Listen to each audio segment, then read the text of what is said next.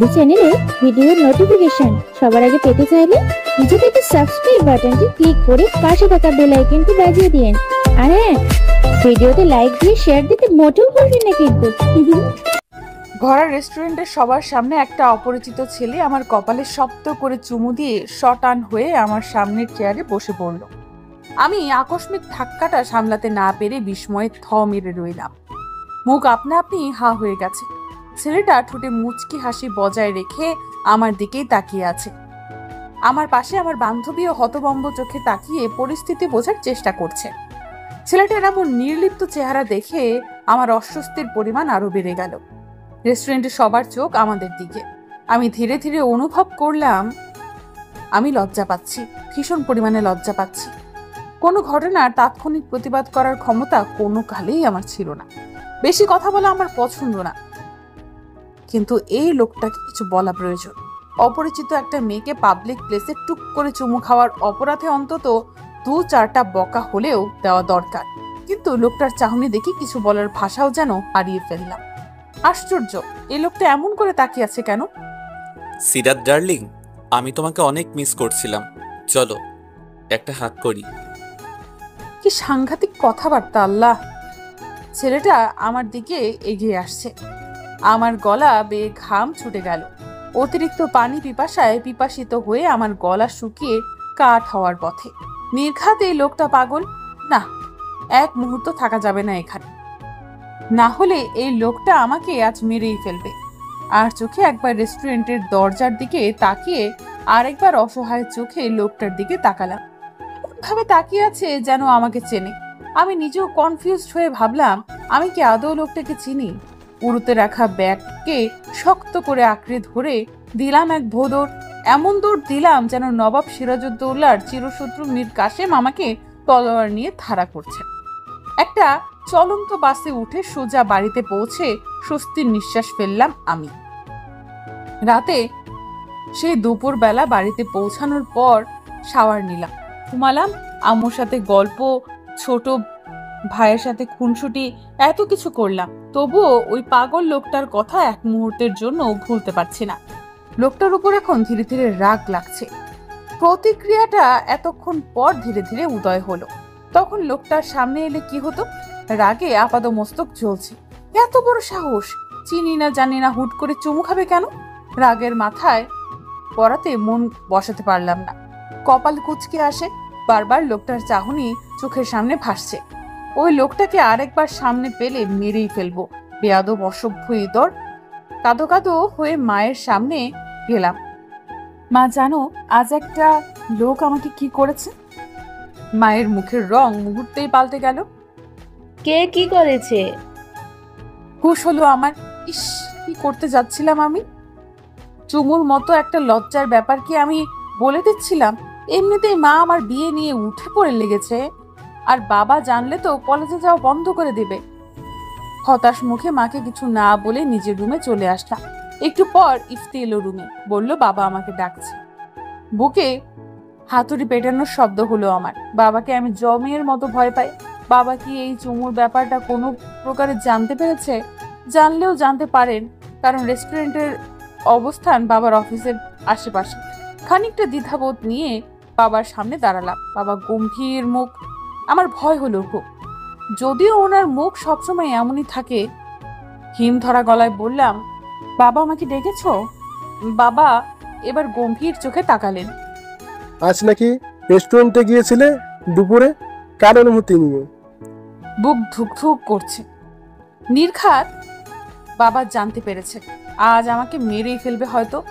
মাকে বলে গিয়েছিলাম, শিলা ছিল আমার সাথে। বাবা এবার ধমকে উঠলেন। কিসের মা? আমাকে একবার বলার প্রয়োজন বোধ করনি? কলেজে পড়ো, ছোট নেই তুমি, বাচ্চা দুটো মেয়ে, কোনো অভিভাবক ছাড়াই হুট করে এত দূরে গেলে কোন সাহসে? যদি কিছু হয়ে যেত আমাকে অন্তত একবার ফোন করতে পারতে। যাও, পড়তে বসো।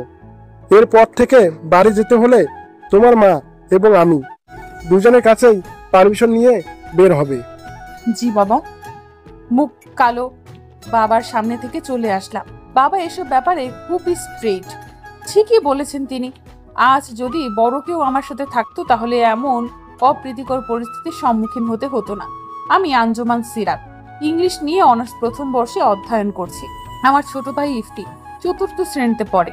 বাবা মা আর আমার ছোট ভাই, মোট 4 জন সদস্য নিয়ে ছোট্ট পরিবার আমাদের। বাবা সরকারি চাকরিজীবী আর মা গৃহিণী। বাবা মার শাসনের কোনো কমতি রাখিনি, তবু এই ছোট্ট পরিবারের ভালোবাসার কমতি নেই। এক কথায় হ্যাপি ফ্যামিলি। ছোটবেলা থেকেই বেশ ভালোই ছাত্রী আমি। এই পড়াশোনার চক্কর আর বাবা মার চাপে কোনোদিন রিলেশনের মতো একটা সম্পর্কে জড়ানোর সময় সুযোগ হয়নি। টানা 1 মাসের পকেট মানি জমিয়ে আজ দুপুরে আমার বান্ধবী শিলার সাথে শহরের বেশ নামি দামি একটা রেস্টুরেন্টে চাইনিজ খেতে গিয়েছিলাম। সেখানেই ঘটলো অঘটন। এক অর্ধপাগল লোক আমার গালে চুমু দিয়ে আরো বলে, ডার্লিং চলো হাক করি। ভয়ে আমার কলিজা এতটুকু হয়ে গিয়েছিল। তখন এমন সিচুয়েশনে পড়তে হবে আমি কখনো ভাবতেও পারিনি। একরাশ চিন্তা নিয়ে কম্পন হাতে শিলাকে কল করলাম। বেচারের কি অবস্থা কে জানে। প্রথম রিংয়েই রিসিভ করলো সে। আমার কি হবে এখন? খুব ভয় করছে রে। আমাকে তখন একা বাঘের খাঁচায় ফেলে এখন জিজ্ঞেস করছিস কি হবে? প্লিজ এভাবে বলিস না। শিলার ব্যবহার বরাবরই ওইরকম, ভালো করে কারোর সাথে কথা বলে না, বললেও ঘ্যাট ঘ্যাট করে বলে। আমি বেশিরভাগ সমস্যাই শিলা সলভ করে। ভয়ের এখনো কি দেখেছিস? ওই ছেলেটা কি করেছে জানিস? জোর করে তোর নাম্বার নিয়েছে। কি, তুই দিয়ে দিতে পারলি নাম্বারটা? না দিয়ে কি করব? হুমকি দিচ্ছিল আমাকে, গান দিয়ে নাকি শুট করবে। ভয়ের পরিমাণটা আস্তে আস্তে বাড়তে লাগলো। তুই গুলি দেখেছিলি? না দেখিনি, তবে আমার মনে হয়েছে লোকটা মিথ্যে বলেনি। দোস্ত কি করবি, কিছু ভেবেছিস? ভাবাভাবি কিছু নেই, আমি এক্ষুনি মোবাইল সুইচ অফ করে রাখবো। বিকেল থেকে আননোন নাম্বার থেকে কল আসছে আমার মোবাইলে। শিলার কল কেটে আমি মোবাইলটা বন্ধ করে রাখলাম। হতে পারে ওই আননোন নাম্বারটা ওই পাগল লোকটার। ওই লোকটাকে এই জীবনে দেখেছি বলে মনে হচ্ছে না। তাহলে এসব করার মানে কি? আমার নাম্বার দিয়ে কি করবে? দেখে তো ভদ্রই মনে হয়েছিল, কারণ লোকটার রেস্টুরেন্টের দরজা দিয়ে ঢোকার সময়ই আমার নজর সেদিকে যায়। বেশ লম্বা চৌড়া, বেশ স্বাস্থ্যবান, স্যুট বুট পরে সাহেব সেজে শেষে কি না এমন এক অভদ্র কাজ করলো। এখন যদি আম্মু কোনোভাবে ব্যাপারটা জেনে যায়, আমার বিয়ে কনফার্ম করিয়েই ছাড়বে। আমি এখনই বিয়ে করতে চাইছি না। টেনশনে আমার সারা রাত আমি ঘুমাতে পারলাম না। এক প্রকার ছটফট করেই কাটিয়ে দিলাম। এক অজানা ভয়ে বুক দুরু দুরু করে কাঁপছিল। যখনই চোখে সামান্য লেগে আসছিল তখনই মনে হয়েছে এই বুঝি কেউ আমার গালে চুমু দিল, এই বুঝি সর্বনাশ হলো। সারা রাত 2 গালে হাত রেখে কাটিয়ে দিলাম আমি। মনে মনে 1000 বার প্রার্থনা করতে লাগলাম আর কোনোদিন যাতে ওই লোকটার সাথে দেখা না হয়। যদি দেখা হয়, হয়তো এর চেয়েও ভয়াবহ কাজ করে বসবে লোকটা, আর আমিও কোনো প্রতিবাদ করতে পারবো না। কেন যে এই প্রতিবাদ করে সরাসরি কিছু বলার ক্ষমতা দেয়নি আল্লাহ, এখন আমার রাগ লাগছে। এভাবেই এক অজানা আগন্তুকের ভয়ে সিরাতের সারা রাত ঘুম হলো না। শেষ রাতের দিকে একটু ঘুম এসেছিল, তারপর কখন যে ঘুমিয়ে পড়েছে জানা নেই তার। পরদিন সকালে ছোট ভাই ইফতিকে স্কুলে পৌঁছে দেবার পর সিরাত কোচিংয়ে যাওয়ার উদ্দেশ্যে ফুটপাত দিয়ে হাঁটতে লাগলো। কোচিং সেন্টার সামান্য দূরে, রিক্সা করে না গেলেই নয়, কিন্তু টাকা জমানোর লোভে সে রাস্তাটা হেঁটে হেঁটে পার করছে।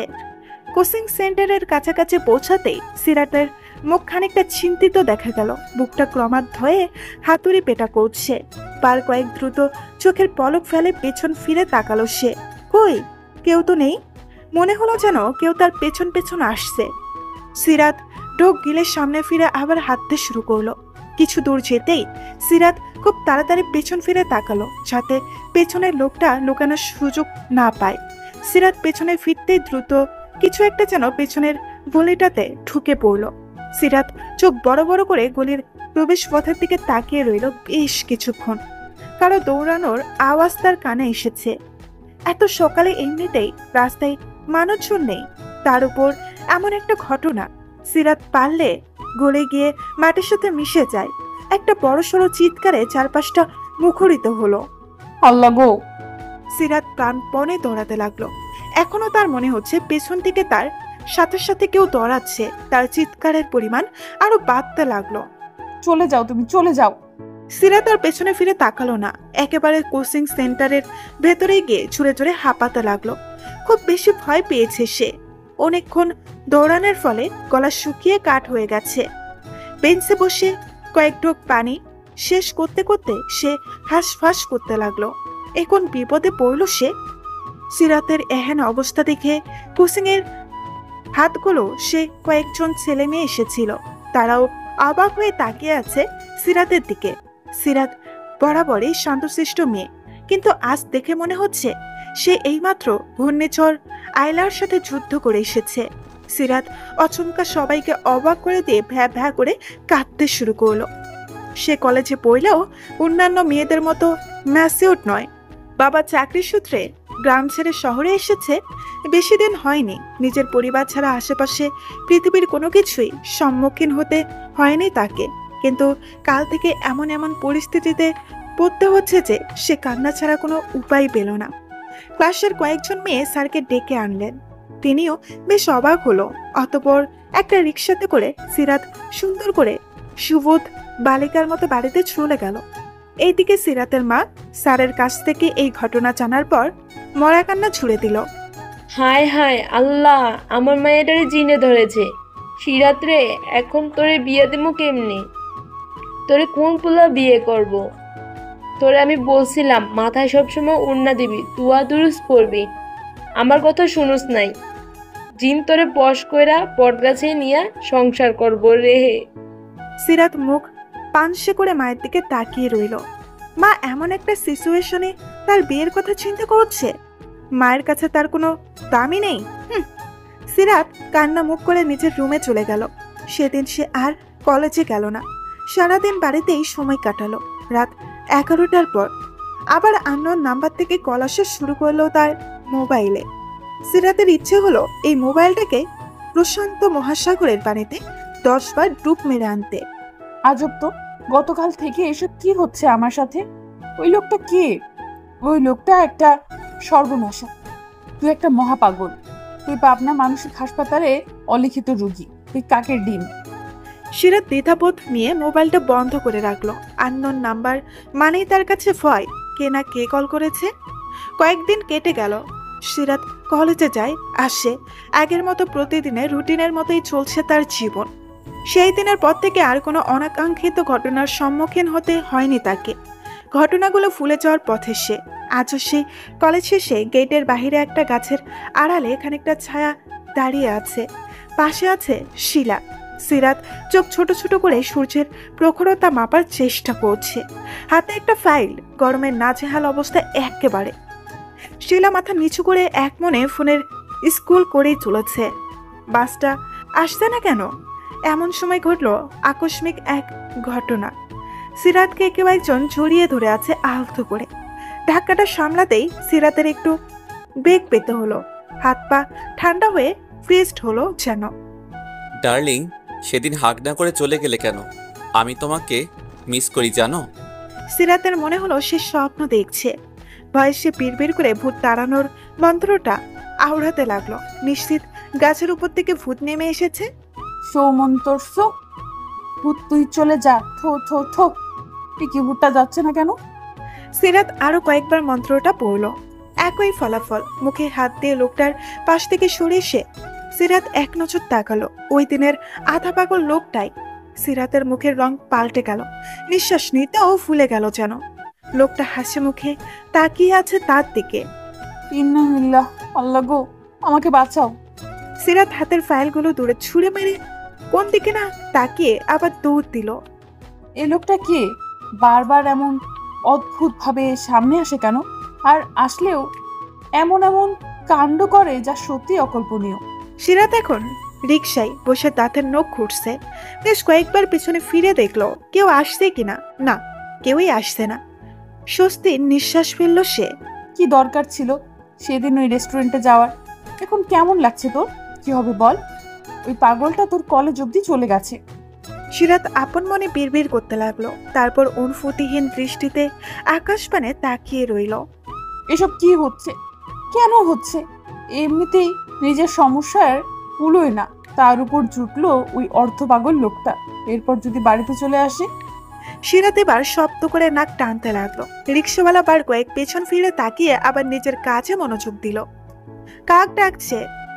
মধ্যাহের সূর্যিমা যেন চলমান রিক্সাটার সাথে এগিয়ে চলেছে সামনে। সিরাত বাড়ির সামনে দরজাতে খেয়াল করলো অনেকগুলো অপরিচিত মানুষের জুতো। ভেতর থেকে হাসাহাসির শব্দ আসছে, তার মানে মা আবার পাত্রপক্ষ এনেছে। সিরাত ভয়ে ভয়ে কলিং বেলের সুইচ বোর্ডে চাপ দিল, এইবার না তার বিয়েটা হয়ে যায়। ধুর, এভাবে কি বাঁচা যায় নাকি? মরার উপর খরার ঘাট। হাসি মুখে দরজা খুললেও সিরাতের ভিতর চাহনি দেখে তিনি ধমক দিলেন। বানরের মতো চেহারা করে রেখেছিস কেন? ওরা তো তোর চেহারা দেখে মানা করে দিবে, বলবে তোকে জোর করে বিয়ে দিচ্ছে। সবার সাথে হাসি মুখে কথা বলবি। আয় ভেতরে আয়। তিনি সিরাতের হাত ধরে টেনে ভেতরে ঢুকালেন, তারপর রুমে নিয়ে গিয়ে সুন্দর গোলাপি একটা শাড়ি পরিয়ে দিলেন সিরাতকে। হাতে একটা নাস্তার ট্রে ধরিয়ে দিয়ে বললেন, এইবার যদি তোর বিয়ে না হইছে, আমিও সওদাগরের মাইয়া না। রাতে সিরাত শুনল তার বাবাই ওদের মানা করে দিয়েছে। তিনি এনজিও চাকরি করা ছেলে মেয়েকে দেবে না। সিরাত কথাটা শুনে পায়েলে নেচে দেয়। বেশ হয়েছে, বেশ হয়েছে একদম। ছেলের মা বলে কিনা বিয়ের পর পড়তে দেবে না। কেন? বিয়ে করলে কি স্বামীকে গলার মালার মতো ঝুলিয়ে রাখতে হবে নাকি? পড়লে কি সমস্যা? যাক, অন্তত কিছুদিনের জন্য হলেও বিয়ের কথা উঠবে না বাড়িতে। সিরাত খুশি মনে পড়তে বসলো। জানালা দিয়ে হুড়মুড় বাতাসে টেবিলের সব বই যেন পাইলে উড়ে যায়। সিরাত বিরক্তি নিয়ে জানালার বাইরে চোখ রাখলো। নিমিষে রাগ যেন বইয়ের পৃষ্ঠার মতোই উড়ে গেল। অকৃত্রিম চাঁদের আলোটা বড়ই মুগ্ধকর, সত্যিই মুগ্ধকর। সেদিন ছিল সোমবার। সিরাত যথারীতি কলেজ শেষ করে বাড়িতে ফেরার অপেক্ষায় বাসের জন্য দাঁড়িয়ে আছে। তার মতোই দাঁড়িয়ে আছে আরো অজস্র শিক্ষার্থী। সবার উদ্দেশ্যেই বাড়ি ফেরা। আকাশের অবস্থা ভালো নয়, যে কোনো সময় ঝমঝমিয়ে বৃষ্টি নামতে পারে। ছাতাও নেই সাথে। আজকাল আবহাওয়া যেন মানুষের সাথে মশকরা শুরু করেছে। এই রোদ, এই বৃষ্টি, কোনো নিয়ম নীতি মানে না। আর এটা বাংলাদেশ, ঋতু অনুযায়ী চলবে জানি, তা না করে সব মিলেমিশে একাকার করে ফেলেছে। মৃদু বাতাস বইছে। সিরাতের বাসটা মিস হয়ে গেছে। বাস এসেছিল ঠিকই, কিন্তু মানুষের হুড়হুড়িতে সে উঠতে পারেনি। এখনো নিজেকে মানিয়ে নিতে পারেনি সে এই শহরের সাথে। পরের বাসটা কখন আসবে জানা নেই তার, তবুও দাঁড়িয়ে আছে সে। একটু পর পর চোরা চোখেও তার কাছে এই দিক ওই দিক। ওই পাগল লোকটা না আবার উদয় হয়? সিরাতের ভয়টাই সত্যি হলো। অবাকের সাগরে ডুব দিয়ে সে খানিকের জন্য ধ্যান হারিয়ে ফেলল। লোকটা এবার তাকে পালানোর কোনো সুযোগ দিল না। লোকটা তাকে কোথাও টেনে নিয়ে যাচ্ছে। সিরাত শুধু বোকার মতো শূন্য দৃষ্টিতে অনুসরণ করে গেল। চোখ মুখ শুকিয়ে পাঙ্খর বর্ণ হয়ে গেছে। এই মুহূর্তে দেখে মনে হবে সে রক্ত শূন্যতার রোগী। লোকটা তাকে কলেজের একটু দূরে কার পার্লার করার জায়গাটাতে এনে দাঁড়ানো শত শত গাড়ির একটিতে বসিয়ে নিজেও বসলো। সিরাত চোখ টিপ টিপ করে লোকটার দিকে তাকিয়ে অচমকা ঠোঁট উল্টে শব্দ করে কেঁদে উঠল। বিনীত কণ্ঠে বলল, প্লিজ প্লিজ, আমার কোনো ক্ষতি করবেন না, আমি কিছু করিনি, সত্যি বলছি। লোকটা যেন সিরাতের কথাই বেশ মজা পেল। ঠোঁটের কোণে উকি দিল ছোট্ট হাসি। গলা খানিকটা খাতে নামিয়ে বলল, আমি কি কিছু করেছি রাত? সিরাত বোকাপনে কান্না থামিয়ে তাকিয়ে রইল। আবার চোখের ভাসা ভাসা চিকন রক্তগুলো লাল হয়ে গেছে। সদ্য কয়েক ফোঁটা অশ্রু বিসর্জনের পরেও চোখ টলমল করছে। লোকটা সিরাতের গালে আহত করে হাত রাখলো। দুজনের মাঝে বেশ দূরত্ব। সিরাত এবার এক অদ্ভুত কথা বলল, আপনি আমাকে সবসময় ইয়ের মতো করেন কেন? ইয়ে মানে কি রাত? ইয়ে মানে বউ। লোকটা হাসি দিয়ে বলল, কি করেছি আমি? সিরাত এবার নাক টেনে টেনে বলতে শুরু করলো, আপনি আমার কপালে চুমু দিয়েছেন, জড়িয়ে ধরেছেন, এখন আবার আমার গালে হাত রেখেছেন। এগুলো আপনার বউয়ের সাথে করতে পারেন না? আমার সাথে কেন এমন করছেন? আমার মা বাবা জানলে আমাকে মেরে ফেলবে, আর পড়তে দেবে না। লোকটি এবার শব্দ করে হেসে দিল। হাসির ঝংকারটা সিরাত বেশ মনোযোগ দিয়ে শুনল। লোকটাকে এখন আর বিপজ্জনক মনে হচ্ছে না। আচ্ছা, আপনি কি পাগল? ঠিক ধরেছ, আমি বেশ কয়েক মাস পাগলা গারোতেই ছিলাম। সিরাতের মাথায় এবার ভন ভন করে ঘুরতে শুরু করলো। ইচ্ছে করলো লোকটাকে সে নিজেই নিজ খরচে পাবনা পাঠিয়ে দেয়। ওনার আরো দীর্ঘমেয়াদী চিকিৎসার প্রয়োজন। সিরাতের মাথায় এবার ভন ভন করতে শুরু করলো। ইচ্ছে করলো লোকটাকে সে নিজের নিজের খরচে পাবনা পাঠিয়ে দেয়। ওনার আরো দীর্ঘমেয়াদী চিকিৎসা প্রয়োজন। তার মানে আপনি সত্যিই পাগল? আমি অনেক আগেই রিকভার করেছি রাত। Now I am totally fine. না না, আপনি এখনো পাগল, যেমন তেমন পাগল না, একটা বদ্ধ পাগল। সিরাত এবার একটু নিজেকে গুটিয়ে নিল। এই লোকটা তো আসলেই পাগল। গলা শক্ত করে কিছু বলার চেষ্টা করলো, কিন্তু সমস্যা হলো, গলা শক্ত হয়ে গিয়েছে। তার কণ্ঠ আরো নরম শোনায়। আপনি আমার সাথে এমন করেন কেন? লোকটা এবার নিজের মাথার ঝগড়া চুলগুলোকে হাত দিয়ে এলোমেলো করে মাথা নিচু করে লজ্জা নিবারণের চেষ্টা করলো। ঠোঁট বাঁ দিকে প্রসারিত করে বলল, তোমাকে লজ্জা পেতে দেখলে, ভরকাতে দেখলে আমার ভীষণ ভালো লাগে। আপনি আমার পিছু কেন নিয়েছেন? আপনি আর আমার সাথে কোনো অশুভ আচরণ করবেন না, বুঝেছেন? সিরাত মুখে রক্তিম আভা নিয়ে দেখলো লোকটা তার কথা শুনে আবারও হাসছে। আজব তো, সে কি হাসার মতো কোনো কথা বলেছে? তার কণ্ঠস্বর কি কঠিন শোনায়নি? সিরাত গলা খাকারে দিয়ে ঢোক গিলল একটা। তার লজ্জা লাগছে। লোকটা এমন কেন? মিস আঞ্জুমান সিরাত, তুমি কি জানো আমি গত 1 বছর ধরে তোমাকে পাগলের মতো খুঁজছি। আমি একজন এনএসআই অফিসার। সময় সুযোগের অভাবে তোমাকে আমি হারিয়ে ফেলেছিলাম সেদিন, কিন্তু অ্যাট লাস্ট তোমার খোঁজ পাই গত 2 মাস আগে। সেই থেকে শুরু। লোকটা বিরতিহীনভাবে আরো বলতে লাগলো, হুটহাট লজ্জা পাওয়া মেয়েটাকে আমার ভীষণ ভালো লেগে গেল একদিন। সে নিজেতেই সীমাবদ্ধ জানি, কিন্তু আমার একদিন ইচ্ছে জাগলো, ইস যদি তার পৃথিবীতে আমিও থাকতে পারতাম। আমি ধীরে ধীরে অনুভব করতে লাগলাম তুমি আমার কাছে অনেক স্পেশাল একজন, খুবই স্পেশাল। আমার জীবনে তোমার উপস্থিতি খুবই জরুরি। আমি তোমাকেই চাই। তুমি আমার আশেপাশে থাকলে আমার কি যে হয়ে যায় রাত, আমি জাস্ট বোঝাতে পারবো না।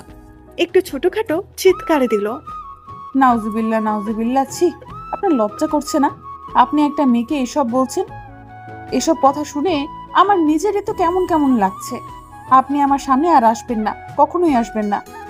সিরাত ডোর খুলে বেরিয়ে এলো। কি অসভ্য লোক রে বাবা! অসভ্যের মতন তার সাথে বেরিয়ে এসেছে। লোকটা আবার পেছন পেছন আসতে কিনা দেখার জন্য। সিরাত পেছনে ফিরে তাকালো। লোকটার মুখে হাসি নিয়েই তাকিয়ে আছে। তাড়াতাড়ি ঘাড় ফিরিয়ে সামনে তাকাতেই পেছন থেকে একটা আওয়াজ আসলো। তুমি 1000বার বললেও তোমাকে ছাড়ছি না রাত। তুমি যেখানে আমিও সেখানে। আমার নামটা মনে রেখো, সাবির, সাবির মোস্তফা। সিরাত বিড়বিড় করল, সাবির না কাবির? অসভ্য পাগল অফিসার। সিরাত বাড়ি আসতেই মাকে ব্যাগ গুছাতে দেখে জিজ্ঞেস করলো, মা কোথায় যাচ্ছ?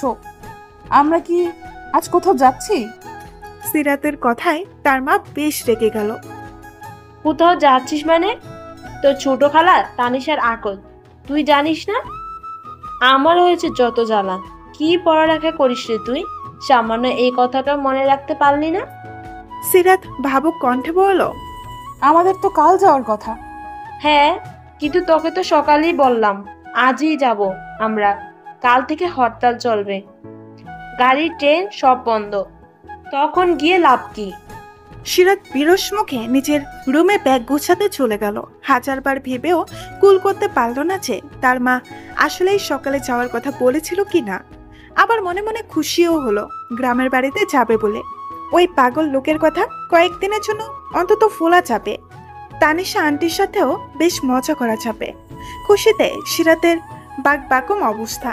প্রথম ট্রেন, বাস, তারপর ফেরিতে করে নদী পার করে অবশেষে সিরাত তার পরিবার পৌঁছলো তাদের মামা বাড়ি। দীর্ঘ পথ পাড়ি দিতে গিয়ে সবার নাজেহাল অবস্থা। গভীর রাত, সবাই প্রায় ঘুমিয়ে গেছে।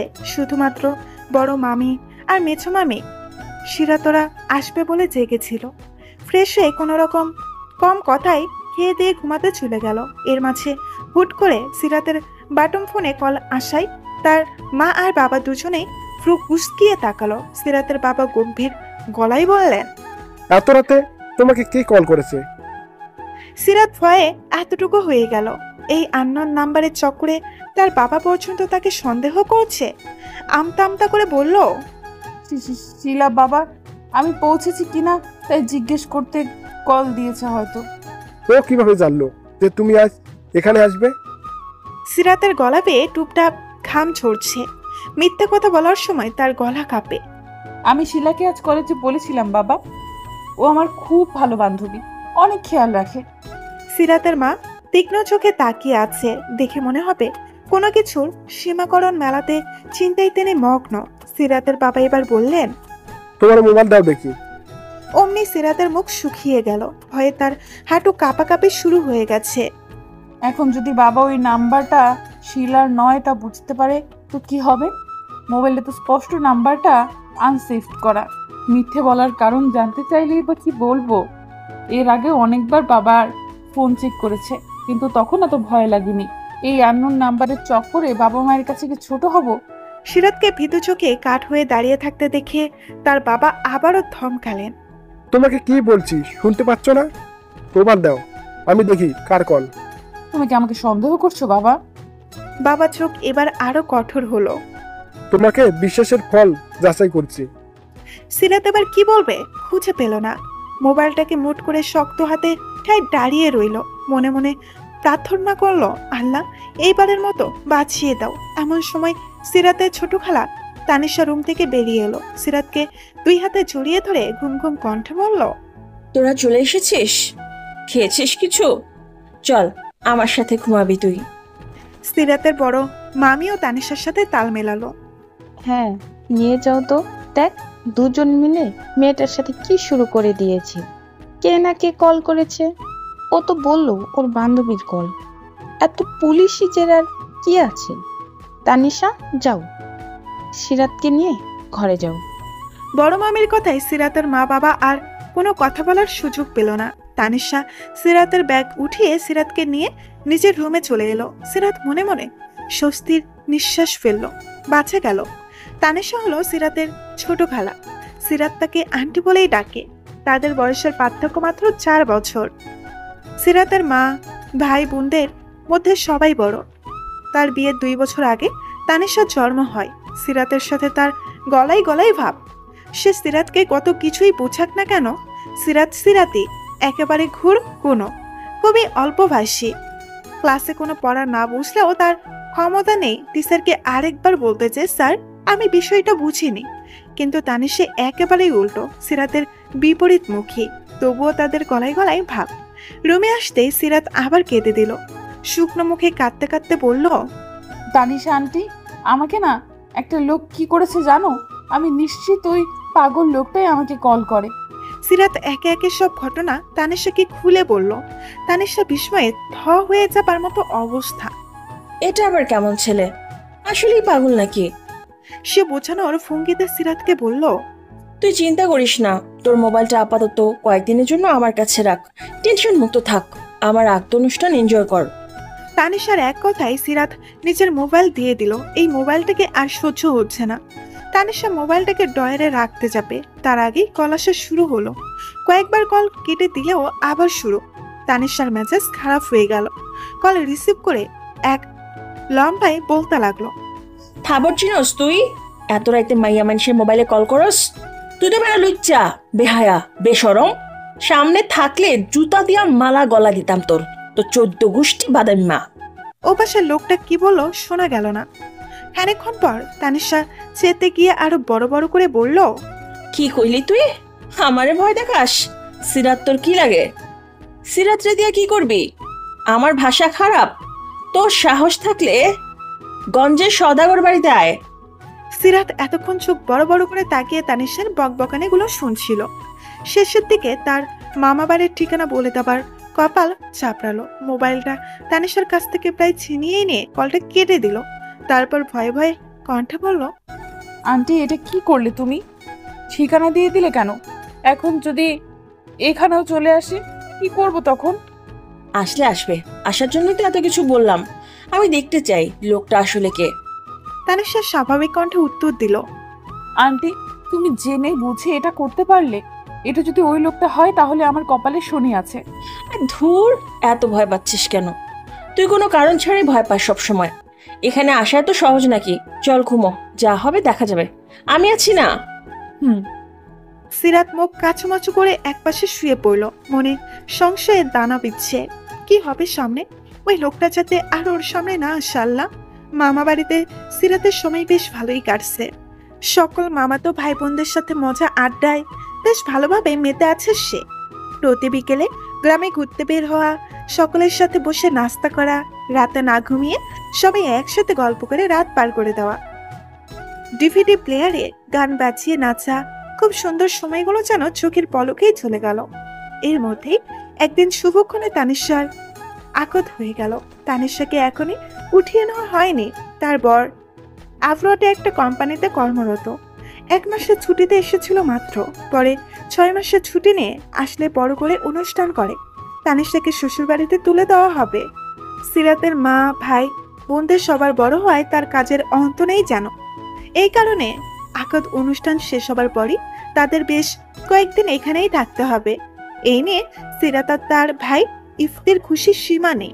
ইফতি এখানে এসে দৌড়াদৌড়ি শুরু করে দিয়েছে।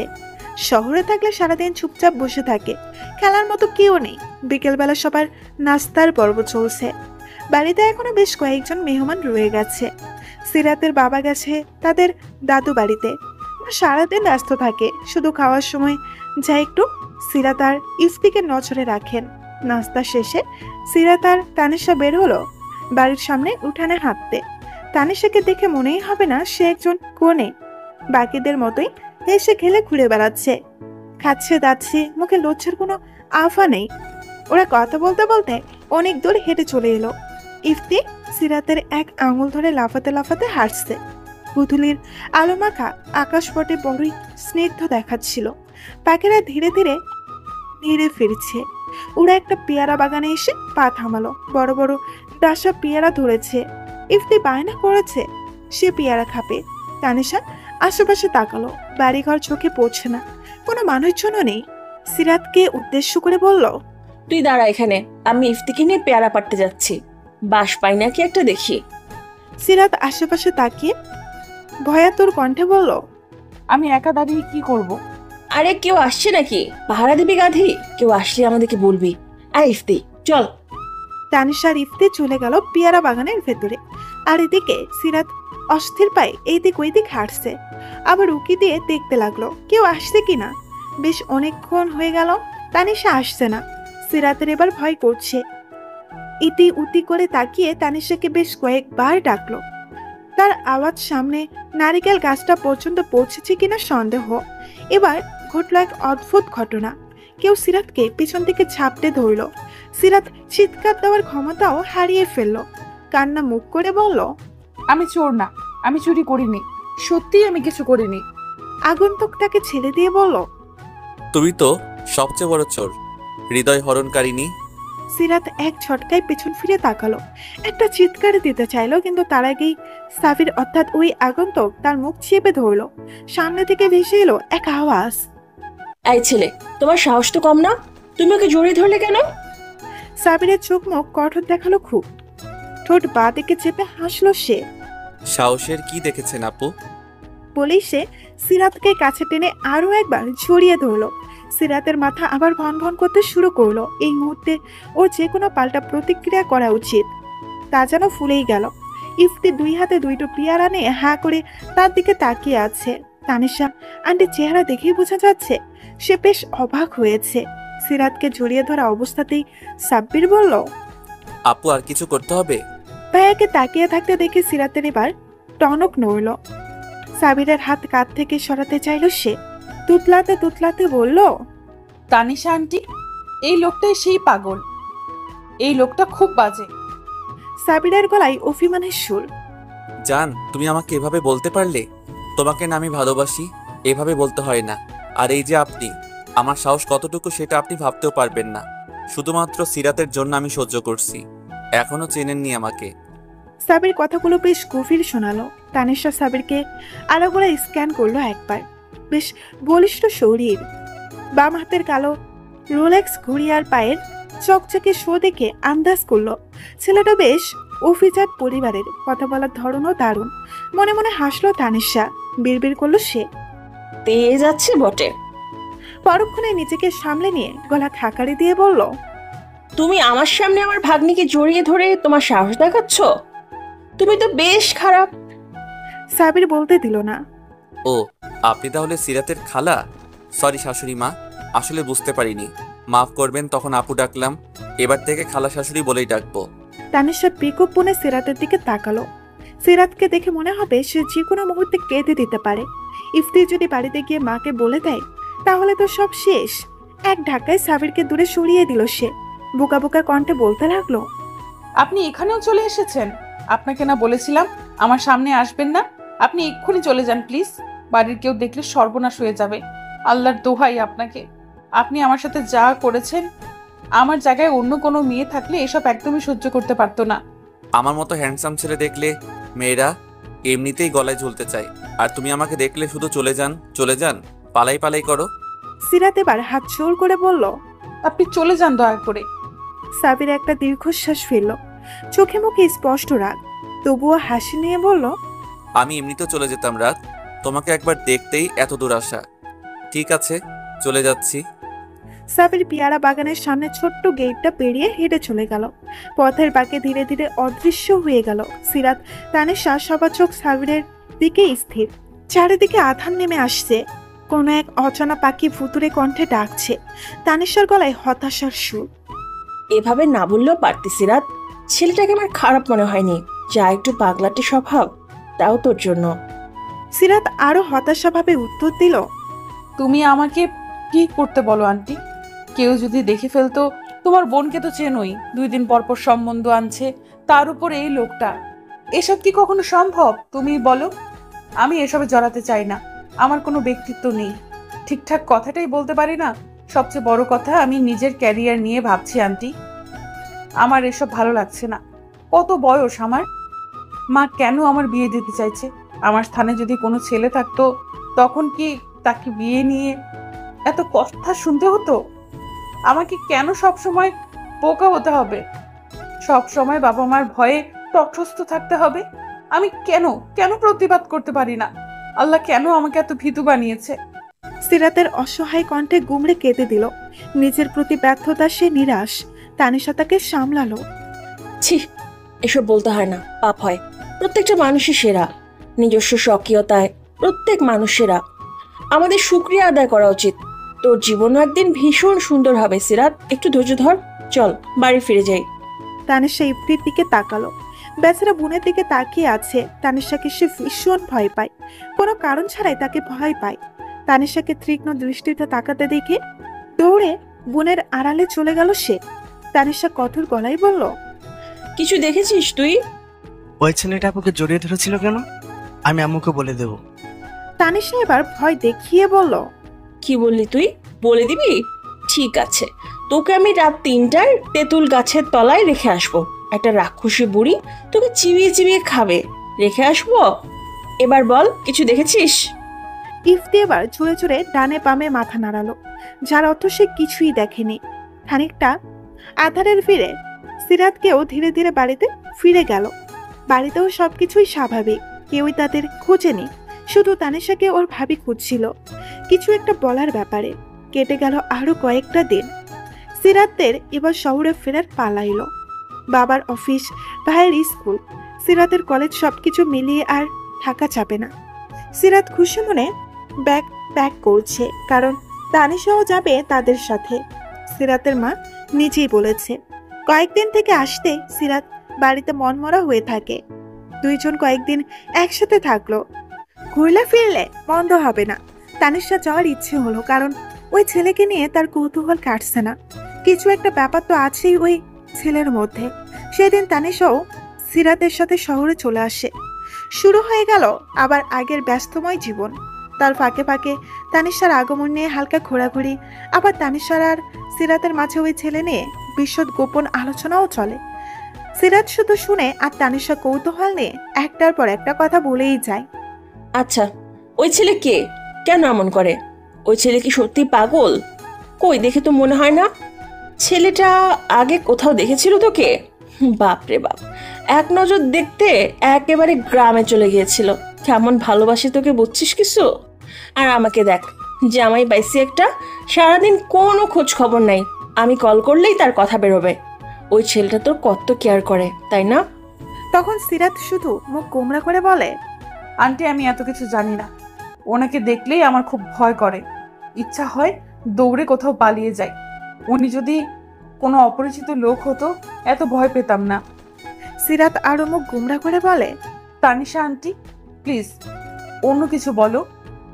ওই সাবিরের কথা শুনতে শুনতে আমার কান পচে গেছে। তুমি শুধু বারবার ওনার কথা বলো কেন? তানিশা পেট ফাটা হাসি নিয়ে বলে, আরে গাধি, তুই আসলেই একটা নিরামিষ। তোর এখন ব্লাশিং করার কথা, আর তুই বলছিস তানিশা আন্টি। এসব বলে না, তোর দ্বারা না কিচ্ছু হতো না। আমি থাকলে এতক্ষণে আরো কত কিছু যে হয়ে যেত। তুই তো এখনো চলে যান, কথা বলবেন না, এগুলোতেই পড়ে আছিস। সিরাত অনেকক্ষণ ভেবেও তানিশার কথার অর্থ কুল করতে পারল না। এতক্ষণে কি হয়ে যেত আন্টি? তানিশা শুধু বিরস ভঙ্গিতে তাকালো। তোর মাথা আর আমার মুন্ডু হতো। তোকে এ টু জেড সব বলা লাগে, আর যা তো কিছুই বলতাম না আর। আরে ভাই, প্রেম হতো প্রেম, বুঝিস নাই? এরই মাঝে সিরাতের জন্য আরো একটা সম্বন্ধ আসে। এটাও তার বাবা রিজেক্ট করে দেয়। সিরাতের মার তখন নাজেহাল অবস্থা। রান্নাঘরের মেঝেতে পা ছড়িয়ে মরা কান্না ঝুলে দেন তিনি। স্বামীকে শুনিয়ে শুনিয়ে বলতে থাকেন, মইরা জামুগা, সব মাইয়া গো বিয়া হয়ে যাইতাছে গা, আর আমার মাইয়াটা এখনো ঘরে বইসা আঙ্গুল চুষতাছে। বলি, নিজের কোনো রাজার বংশধর ভাবো তুমি? নিজের মায়ারে কোন হানে কোন রাজপুত্রের লহে বিয়া দাও, আমিও দেখবো। ওর জন্য কি রাজপুত্র বইয়া থাকছে? 2 দিন পর যখন মাইয়ার চোখ বাহিরে বের হইয়া যাইব তখন বুঝবা। সময় থাকতে বিয়া দাও। একদিকে সিরাতের মা কাঁদে, অন্যদিকে সিরাত বালিশে মুখ গুজে কাঁদে, কারণ মায়ের কথার উপর কিছু বলার ক্ষমতা তার নেই। মা কেন এমন করে? সে কি কখনো তাদের কথার বাইরে গিয়েছে? তবু কেন মায়ের মুখে এমন খারাপ কথা শুনতে হয়? কই, শিলার মা তো ওর সাথে এমন ব্যবহার করে না। মায়ের কথা মতো চলেও সব কথা শুনে ওইসব কথা শুনতে কোন মেয়ের ভালো লাগবে? তানিশা সিরাতকে সান্ত্বনা দেয়, সিরাত, তুই আপার কথা কিছু মনে করিস না। আপা গোপনে কিন্তু তোর সুনামও করে। রাগের সময় মাথা ঠিক থাকে না, আমরা সবাই জানি। তুই খুব ভালো মেয়ে। তোর মতো মেয়ে এই যুগে 10 বার খুঁজলেও পাওয়া যাবে না। তুই সুন্দরী বলেই না আপার চিন্তা হয়, সবসময় চোখে চোখে রাখে। আজকালকার মেয়েরা ছেলেদের চেয়ে বেশি খারাপ। ফুলিয়ে ভালিয়ে তোকে কোথায় নিয়ে যাবে টেরও পাবে না। জানিস তো চুপ কত খারাপ। আর কাঁদিস না রে। সিরাত তবুও কাঁদে। তার দুঃখে যেন শেষ নেই। প্রতিটি ছোট ছোট বিষয় নিয়ে সে কাঁদে। কোথায় যেন শুনেছিলাম রূপবতী মেয়েরা ভীষণ বোকা হয়। আরো কয়েকদিন পরের কথা, কলেজের বাস মিস হয়ে যাওয়ায় সিরাত আর অপেক্ষা করলো না। একটা পাবলিক বাসে উঠে একেবারে জানালার সিটের সাথে মিশে গেল। খুব কমই এই ধরনের বাসে যাতায়াত করার সুযোগ হয়েছে। এই প্রথমবার একা একা উঠল। শিলাও আজ কলেজে আসেনি। তাড়াতাড়ি বাসায় ফেরার তাড়া হলো। আজ এক আত্মীয়র বাড়িতে দাওয়াত আছে। সবাই নিশ্চয়ই এখন রেডি হয়ে ওর আসার অপেক্ষায় বসে আছে। ওর জন্য হয়তো তানিশা আন্টিও রেডি না হয়ে বসে আছে। সিরাত ভয়ে ভয়ে চোখে বাসের আড়াগোড়া পর্যবেক্ষণ করলো। এই সময় যাত্রী থাকে না বেশি। সিরাত একবার পাশের খালি সিটটার দিকে অসহায় চোখে তাকালো। খুব করে চাইতে লাগলো কোনো মেয়ে যাতে এই সিটে বসে, কোনো ছেলের পাশে যাতে ওকে বসতে না হয়। সিরাত দোয়া কবুল হলো না। অল্পক্ষণের মধ্যেই এক লোক বসলো সিরাতের পাশের সিটে।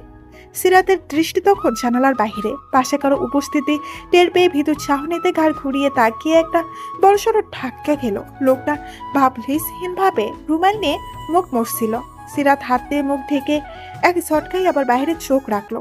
মাথার ওড়নাটা আরো সামনে এনে ওড়নার এক অংশ কামড়ে ধরলো। লোকটার গা থেকে এক তীব্র স্মেল সিরাতের গা পেয়ে ঝরঝর করে ঘাম ছুটতে লাগলো। আল্লাহ প্লিজ, সাবির যাতে আমাকে না দেখে। সিরাতকে এমন অবস্থায় দেখে সাবির ঠোঁট টিপে হাসলো। তারপর এক ঝটকায় সিরাত তার দিকে ঘুরিয়ে মুখটা ওড়নার আড়াল থেকে দৃশ্যমান করলো। সিরাতের চোখে মুখে বিস্ময় নিয়ে থমেরে তাকিয়ে আছে। চোখে মুখে অবিশ্বাস। চোখের কোণা দিয়ে বাসের আশেপাশে তাকালো। একটা মহিলা তার দিকে তাকিয়ে আছে। সিরাত আশেপাশে এবার লজ্জারা এসে ঘিরে ধরলো। মুখে রক্তিম আফা নিয়ে ভাবতে লাগলো, এত কিছু করেও কিভাবে বুঝলো? সাবির হয়তো তার অবস্থা বুঝতে পারলো। ফিসেল গলায় বলল, তোমার কি মনে হয় রাত আমাদের কোইন্সিডেন্সলি দেখা হয়েছে? মোটেও না। তোমার অবস্থা দেখে আমার খুব মায়া হলো, তাই তোমার পাশে এসে বসলাম। তুমি এত কিপটে কেন বলো তো? সিরাত অবাক হয়ে বলল, মানে? এই যে টাকা খরচ হবে বলে তুমি এই সিটটাও বুক করতে পারোনি? কত আর খরচ হতো? 10 টাকা 20 টাকা এনিথিং। কত সাহস দেখেছো তোমার? একা একা বাচ্চা একটা মেয়ে হুট করে পাবলিক বাসে উঠলে। সিরাত এবার সত্যি সত্যি লজ্জা পেল। সিট আর বাসের দেওয়ালের সাথে একেবারে সিটিয়ে গেল সে। আপনার সাহায্যের কোনো প্রয়োজন নেই, চলে যান। তুমি কি ভেবেছো আমি কোথাও যাচ্ছি? আমি শুধু তোমাকে গাইড দিতে এখানে এলাম। আমার গাড়িতে ড্রাইভার ড্রাইভ করছে তোমার পাশ বরাবর, দেখো। সিরাত সন্দিহান দৃষ্টিতে জানালার বাইরে তাকালো। একটা লাল রঙের গাড়ি তাদের সাথে সাথে চলছে। চলো না একটা হাঁক করি। সিরাত একটা ঢুক গেলে আবার আশেপাশে তাকালো। মহিলাটা এখনো তাদের দিকে তাকিয়ে আছে। সাবির এগিয়ে আসছে তার দিকে। সিরাত নাউজুবিল্লাহ বলে জানালার দিকে সম্পূর্ণ ঘুরে বসলো। পাশ থেকে সাবিরের হু হা হাসির আওয়াজ আসছে।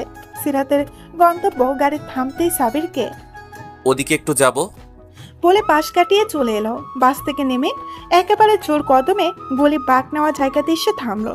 সামান্য মাথা ঘুরিয়ে দেখলো কেউ আসছে কিনা। সাবির স্টপের পাশে হাত ভাঁজ করে দাঁড়িয়ে আছে।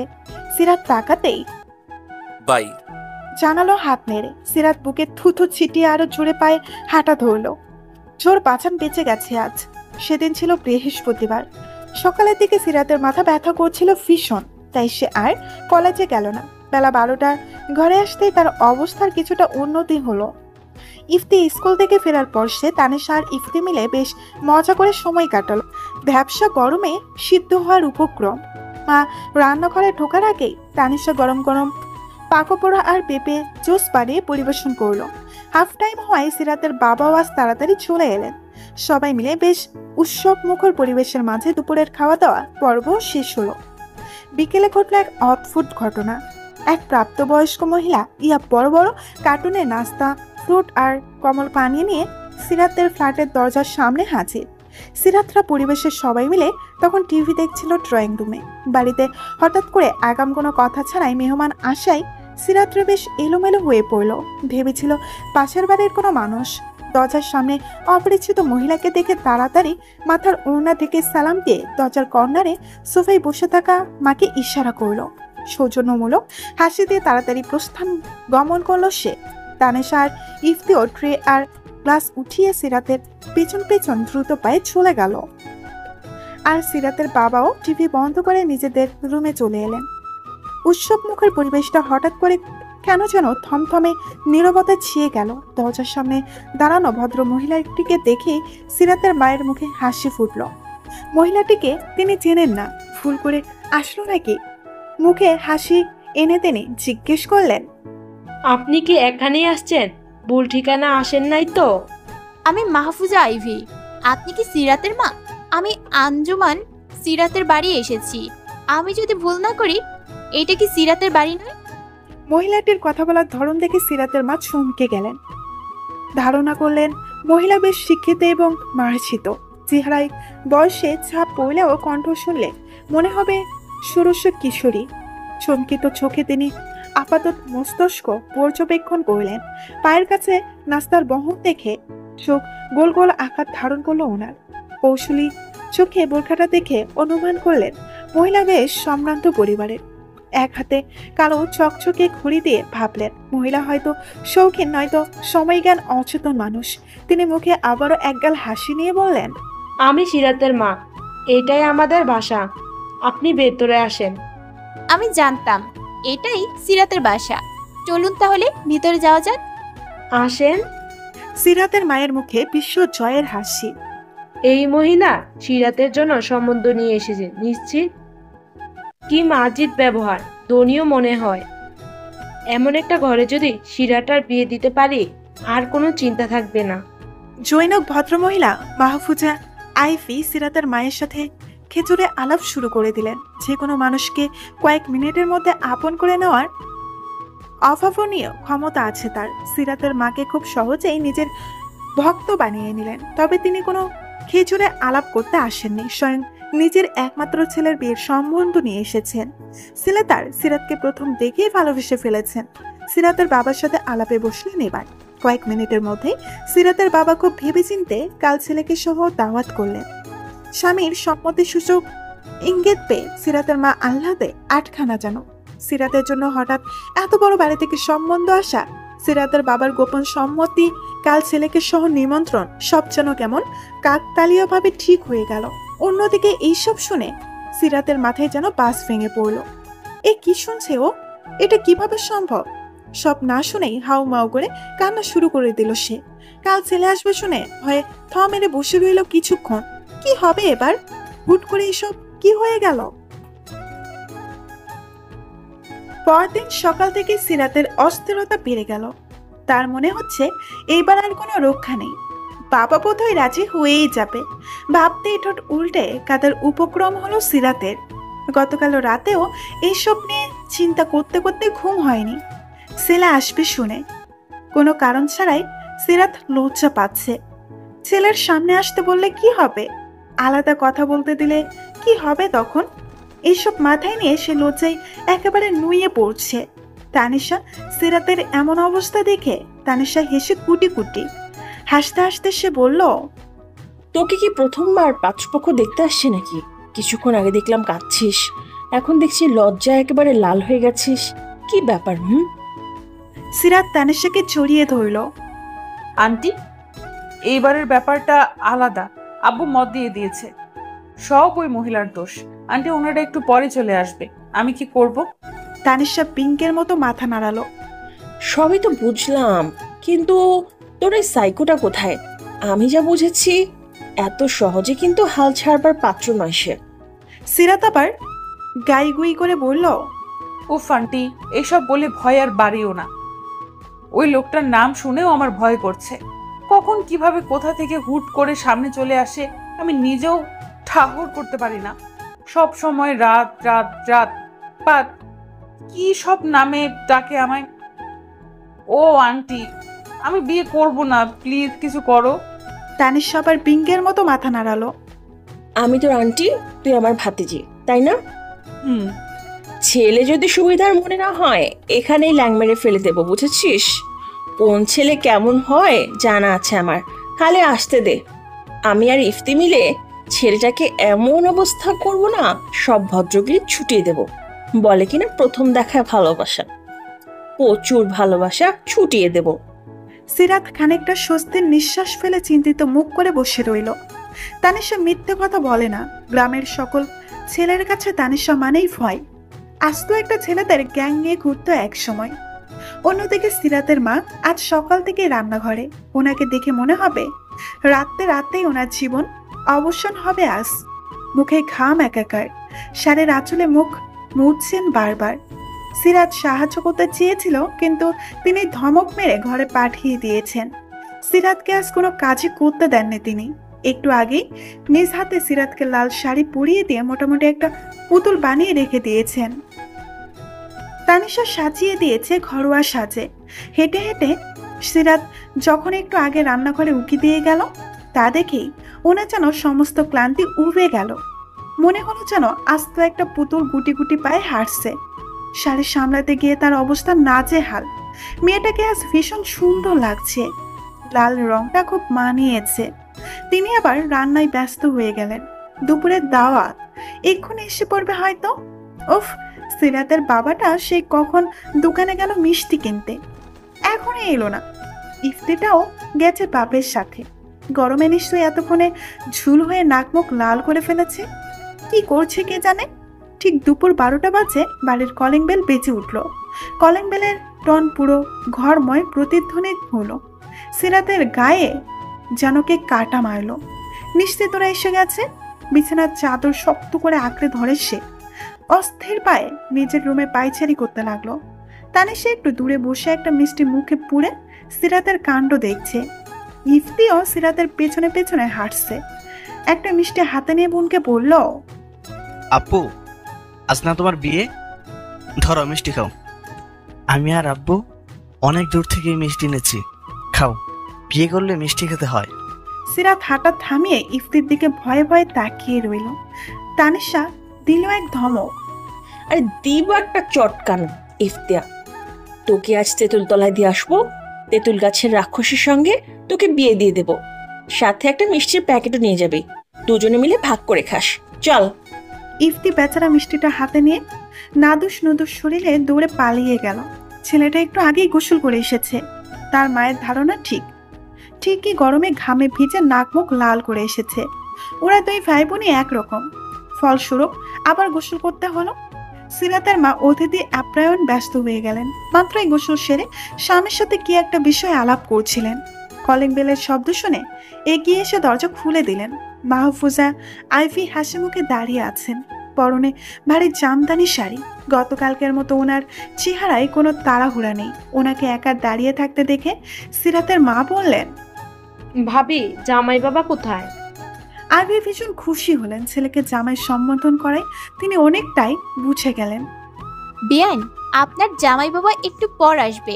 আমাকে এখানে নামিয়ে দিয়ে মহাশয় গেছে আরিয়াল ঘের থেকে মিষ্টি কিনতে। জানেন তো ওখানকার জিনিস আমাদের শহরে এক নামে পরিচিত। এত দূর যাওয়ার কি দরকার ছিল? সিরাতের মা হাসতে হাসতে বললেন। মুখে এমন বললেও মন খুশিতে ভরে গেল। মিষ্টি তো স্থায়ী দোকান থেকেও কেনা যেত। নিশ্চয়ই ছেলেটা ভালো। তিনি জনাবা আইভিকে নিয়ে ড্রয়িং রুমে সোফায় বসলেন। ইফতি সালাম দিয়ে দরজার কোণা ধারে দাঁড়িয়ে রইল। আমি বলে সে যেত না, আজ নিজ দায়িত্বে গেল। যেটা যখন মনে আসবে তাই করবে সে, কারো কথা কানে নেবে না। হবু শ্বশুর বাড়ি বলে কথা। তারা কথা চালিয়ে যেতে লাগলো। একসময় সিরাতের মা তানিশাকে জোরে ডাক দিয়ে বললেন, তানিশা, টেবিলে জুসের ট্রেটা রেখেছি, সিরাতকে নিয়ে এখানে আয়। এদিকে সিরাতের ভয়ে হাত পা ঠান্ডা হয়ে আসছে। শাড়ির আঁচলটা মাথায় দিয়ে সে ধীর পায়ে ড্রয়িং রুমের দিকে এগিয়ে যেতে লাগলো। রীতিমতো দাঁতে কিরমির করছে সে। তানিশা ট্রে হাতে নিয়ে ফিক করে হেসে দিল। তোর মতো কনে আমি এই জীবনে দেখিনি, পাগলি একটা। এত ভয় পাওয়ার কি আছে? তানিশা এত কিছু বুঝালো, তারপরেও সিরাত মৃগী রোগীর ন্যায় কাঁপতে লাগলো। জানাবা আইফিকে সে পায়ে ধরে সালাম করে মায়ের পাশে মাথা নিচু করে বসলো। নানা প্রশ্নের উত্তর দিতে দিতে আর চোখে আশেপাশে তাকালো। কি ব্যাপার, ছেলে আসেনি নাকি? স্বস্তির নিঃশ্বাস ফেলল সে। এত কিছুর পরেও তার একটা বিষয় ভালো লাগলো। সামনে বসে থাকা ভদ্র মহিলা তাকে অন্যদের মতো হেঁটে দেখাতে বলেননি, চুলে হাত দেননি, খুব বেশি প্রশ্নও করলেন না। ভদ্র মহিলা বেশ আধুনিক মন মানসিকতার। কথার ধরন শুনে বোঝা যায়। হঠাৎ কলিং বেল বেজে উঠল। জনাবা আইফির মোবাইলে কল এলো। তার ছেলে নিচে এসেছে, মিষ্টি নিয়ে উপরে আসছে। কলিং বেল বাজার পর সিরাত তানিশার হাতটা শক্ত করে ধরলো। বুকের ভেতর টিপ টিপ আওয়াজ হচ্ছে। সবাইকে অবাক করে দিয়ে সিরাতের মা বললেন, সিরাত, তুই যা, দরজাটা খুলে দিয়ে জামাই বাবাকে নিয়ে ভেতরে নিয়ে আয়। মা ফুজে আইফিও তাল মেলালেন। হ্যাঁ মা, তুমিই যাও। সিরাতের চোখ বন্ধ করে নিজেকে শান্ত করার চেষ্টা করলো। তার মা ইচ্ছে করে এটা করেছে, বেশ বুঝতে পারছে সে। তানিশার দিকে তাকাতেই তানিশাও একটা চোখ টিপ দিয়ে বেস্ট অফ লাক জানালো। অতঃপর সিরাত শাড়ির কুচি সামলিয়ে দরজার দিকে এগিয়ে যেতে লাগলো। দেখে মনে হচ্ছে যুদ্ধে যাচ্ছে সে। কাঁপা কাঁপা হাতে দরজা খুলে দিতেই তার দিন দুনিয়া উল্টা পাল্টার উপক্রম হলো। সাবির? সিরাত অনড়ভাবে দাঁড়িয়ে রইল, চোখে মুখে বিস্ময় নিয়ে সাবিরকে দেখছে সে। সাবির সম্পূর্ণ ফর্মাল লুকে, শার্টের হাতা ফ্লোর করে, সাথে মাথা নিচু করে প্যাকেট গুনছে। তার সাথে আসা লোকটাও মনোযোগ দিয়ে সাবিরকে দেখছে। সিরাত একটা ঢোক গিলে কপালে জমা বিন্দু বিন্দু ঘামগুলো মুছলো। আশ্চর্য, এই পাগলটা এখানে কি করছে? বাড়ির ঠিকানা জানলো কি করে? সাবির প্যাকেট গোনা শেষ করে মুখ তুলে তাকালো। তার চোখেও বিস্ময়ের খেল। গোল গোল চোখে সিরাতকে আপাত মস্তিষ্ক পর্যবেক্ষণ করে মুচকিয়ে হাসলো। এদিকে সিরাতের দম বন্ধ হওয়ার উপক্রম। সাবিত কিছু বলতে চাচ্ছিল, তার আগেই সিরাত মুখের উপর ধরাম করে দরজাটা বন্ধ করে দিল। কাদো কাদো মুখ করে ফ্যাকাশে মুখে বন্ধ দরজাটার দিকে তাকিয়ে আছে সে। ড্রয়িং রুম থেকে মায়ের আওয়াজ দিল, সিরাত, তাড়াতাড়ি দরজাটা খুলে জামাইকে নিয়ে আয়। আর কতক্ষণ দাঁড়িয়ে থাকবে ছেলেটা? সিরাত অসহায় মুখে আবার দরজাটা খুলে দিল। আসে বোধ হয় আর রোগখানি। দরজা খুলে দেখলো সাবির একা দাঁড়িয়ে আছে, পাশের লোকটা নেই। সিরাতকে অবাক করে সাবির ভেতরে ঢুকলো। নিচের স্বরে জিজ্ঞেস করলো, প্যাকেটগুলো কোথায় রাখবো? সিরাত পারে না, দৌড়ে পালিয়ে যায়। এখন থেকেই হাঁটু কাঁপছে তার। গলার স্বরেও তার প্রকাশ পেল। ছোট টেবিলটা দেখিয়ে বলল, এখানে রাখুন। সাবির মাথা নেড়ে পেশিবহুল হাতের সব প্যাকেট টেবিলে রেখে সরাসরি সিরাতের দিকে তাকালো। সিরাত খানিকটা ফোরকে গিয়ে পেছনে সরে এলো। এই লোকটা এইভাবে শান্ত চোখে তাকিয়ে আছে কেন? মানে কি চলছে বোঝার উপায় নেই। সিরাত পিছনে আসতেই সাবির এক কদম এগিয়ে এলো। সিরাত বুকের ঢোল পিটাচ্ছে, যে কোনো সময় হার্ট অ্যাটাক করতে পারে সে। মুখ দিয়ে একটা আওয়াজ বের করার ক্ষমতা নেই যেন। শরীর ক্রমেই অসাড় হয়ে আসছে। সাবিরের এগোনো দিকে দুই হাত মুঠ করে শাড়ি চেপে ধরলো। মনে মনে অসংখ্য দোয়া দরদ পড়ছে। দুজনেই মনোযোগ বিচ্ছিন্ন হলো হঠাৎই। সিরাত স্বস্তির নিঃশ্বাস ফেললো। ড্রয়িং রুম থেকে আবারও মা ডাকলো তাকে। সিরাত, কি করছিস এতক্ষণ? সিরাত নিজেকে ধাতস্থ করে প্রয়োজনের অধিক জোরে চেঁচালো, আসছি মা। আজ চোখে একবার সাবিরের দিকে তাকিয়ে দ্রুত পায়ে ড্রয়িং রুমের উদ্দেশ্যে এগিয়ে যেতে লাগলো সিরাত। এই মরার শাড়িটার জন্য তাড়াতাড়ি হাঁটতেও পারছে না। সাবিরকে পাশ কাটিয়ে যাওয়ার সময় সাবির এক অদ্ভুত কাজ করে বসলো। সিরাতের এক হাত টেনে ডান গালে আলতো করে ঠোঁট ছুঁয়ে কানের কাছে ফিস ফিস করে বলল, আজ হঠাৎ বউ সেজে ঘুরঘুর করছো কেন? রসগোল্লা ভেবে টুপ করে খেয়ে ফেললে? আমার মতো পাগলাটে প্রেমিক পুরুষের তো দোষ নেই। প্রেয়সীর একটুখানি চাহনি হাজারবার পাগল হতে যথেষ্ট। বলেই সাবির সিরাতকে ফেলে ড্রয়িং রুমে চলে গেল। এদিকে সিরাত পা থামিয়ে বিস্ফোরিত দৃষ্টিতে তাকিয়ে রইল। কি সাংঘাতিক ছেলে রে বাবা! গায়ের রক্ত হিম হয়ে আসছে। সিরাত গালে হাত দিয়ে আশেপাশে তাকিয়ে দেখলো কেউ দেখেছে কিনা। একরাশ লজ্জা দুঃখ ভরাক্রান্ত মন নিয়ে সে ড্রয়িং রুমে গেল। সবকিছু এলোমেলো লাগছে তার। সাবির এই মহিলার ছেলে? এই ছেলেই কি তাহলে পাত্র? ভাবতেই গলা শুকিয়ে এলো। তানিশার চেহারাটা দেখার মতো হয়েছে। এই মুহূর্তে এক গলা পানিতে ধাক্কা মেরে ফেলে দিলেও এতটা অবাক হতো না যতটা সাবিরকে দেখে অবাক হয়েছে। সোফায় গা এলিয়ে এসে সাবিরকে দেখতে লাগলো। সিরাতকে ক্রমাগত খুঁচাচ্ছে সে। সিরাত টের পেয়ে অসহায় চাহনিতে তাকাতে লাগলো, যার অর্থ এসব কিছু তার মাথার উপর দিয়ে যাচ্ছে। সাবির ভীষণ অসাময়িক হাসি নিয়ে সিরাতের মায়ের সাথে কথা বলছে। ইফতি হঠাৎ চোখ ছোট ছোট করে বলল, ভাইয়া, আপনাকে কি আমি কোথাও দেখেছি? সাবির অস্বস্তিমূলক হাসি দিয়ে সিরাতের দিকে তাকালো। সিরাত বিনীত চোখে মাথা নাড়ালো, যার অর্থ প্লিজ কিছু বলবেন না। সাবির আর কিছু বলল না। ইফতিকে নিজের পাশে বসিয়ে কথা বলতে লাগলো। তানিশা সিরাত হা হয়ে তাকিয়ে আছে। এত ভদ্র সুশীল নিষ্পাপ মানুষ যেন আর নেই। সিরাতকে সে কোনো দিন দেখেনি, চিনেই না যেন। সিরাতের দিকে তাকাচ্ছে না পর্যন্ত। একসময় সিরাতের বাবাও এসে আলোচনায় যোগ দিলেন। সাবিরকে রেফারেন্স শুনে গর্ভের বুকটা ফুলে উঠল। তার হবু মেয়ে জামাই কিনা একজন NSI অফিসার, যে সবসময় নিজের সাথে গুলি নিয়ে ঘোরে। নির্ভীক, সাহসী, কি অমায়িক ব্যবহার, নিঃসন্দেহে সুদর্শন এবং স্বাস্থ্য সচেতন। তিনি নিজেই সিরাতকে বললেন, তোমাদের যদি আলাদা কোনো কথা থাকে বলতে পারো, আমরা বড়রা কিছু কথা বলি। যাও, সাবিরকে নিয়ে যাও। বাবার ভয়ে চিৎকার করে বলতে পারলো না। বাবা, আমার কিছু বলার নেই, আমি এখানেই ঠিক আছি। এই লোকটার মাথায় সমস্যা আছে, যে কোনো সময় তোমার মেয়েকে হার্ট অ্যাটাক করিয়ে মেরে ফেলতে পারে। বাস্তবে সিরাত এমন কিছুই বলল না। তানিশার হাত ধরে নিজের রুমের দিকে গেল। তাদের অনুসরণ করে সাবিরও পেছন পেছন গেল। তানিশার সৌজন্যতার হাসি দিয়ে সাবিরকে আসতে বলল। ড্রয়িং রুমে আসতেই তারা হাঁটা থামালো। তানিশা তীক্ষ্ণ দৃষ্টিতে বলল, আপনি তাহলে সেই পুরুষ? সাবিরের ঠোঁটে হাসি বজায় রেখে বলল, জি খালা শাশুড়ি। তানিশা হতাশার নিঃশ্বাস ফেলল। এত বছরের বড় একটা ছেলে তাকে শাশুড়ি বলে সম্বোধন করাটা সহজেই হজম করতে পারল না। সাবির আবার বলল, শাশুড়ি মা, আপনার ভাতিজার সাথে একটু কথা বলবো, প্লিজ একটু প্রাইভেসি চাই। তানিশা আবারও অবাক হলো। মুখে হাসি ঝুলিয়ে সিরাতকে বলল, সিরাত, যা, সাবিরকে তোর রুমে নিয়ে যা। সিরাত অসহায় চোখে তাকিয়ে তানিশার চোখ দিয়ে আশ্বস্ত করলো। সিরাত সাবিরকে নিজের রুমের বেলকনিতে নিয়ে গেল। দরজাটা হা করে খোলা রেখেছে, ইচ্ছে করছে কয়েক হাত দূরে দূরে হাঁটছে সে। বেলকনির চারপাশে নজর রাখলো। তোমার বাগান? বেলকনিতে বাগান? Very nice. বিয়ের পর ছাদে বাগান করবে কেমন? সিরাত খুব খুব করে কিসে অস্বস্তি নিয়ে ঠোঁট কামড়ে ধরলো। ভীষণ লজ্জায় মরে যেতে ইচ্ছে করছে। সাবির এবার বলল, তো তোমার বাগানের গাছগুলোর সাথে আমার পরিচয় করাবে না? সিরাত মাথা নাড়িয়ে এক একটা গাছের নাম বলতে লাগলো। একটা গাছ দেখিয়ে বলল, এটা হলো নীলকণ্ঠ। এই গাছটা আমার অনেক প্রিয়। সাবির আরেকটা গাছ দেখিয়ে বলল, ওটা কি গাছ? এটা হলো টগর গাছ, সাদা সাদা ফুল ধরে। আপনি যদি কিছুদিন আগে আসতেন দেখতে পেতেন। সিরাত এবার অনর্গল মুখে বলতে লাগলো, এটা হাসনা হেনা। রাত হলে আমার পুরো রুম গন্ধে ভরে যায়। গন্ধরাজ্য আছে। আব্বুকে একটা নয়নতারা আনতে বলেছিলাম। জানেন, এটা বুলবুলির বাসা বেঁধেছে। আমার মনে হয় ওটা ডিম পারবে।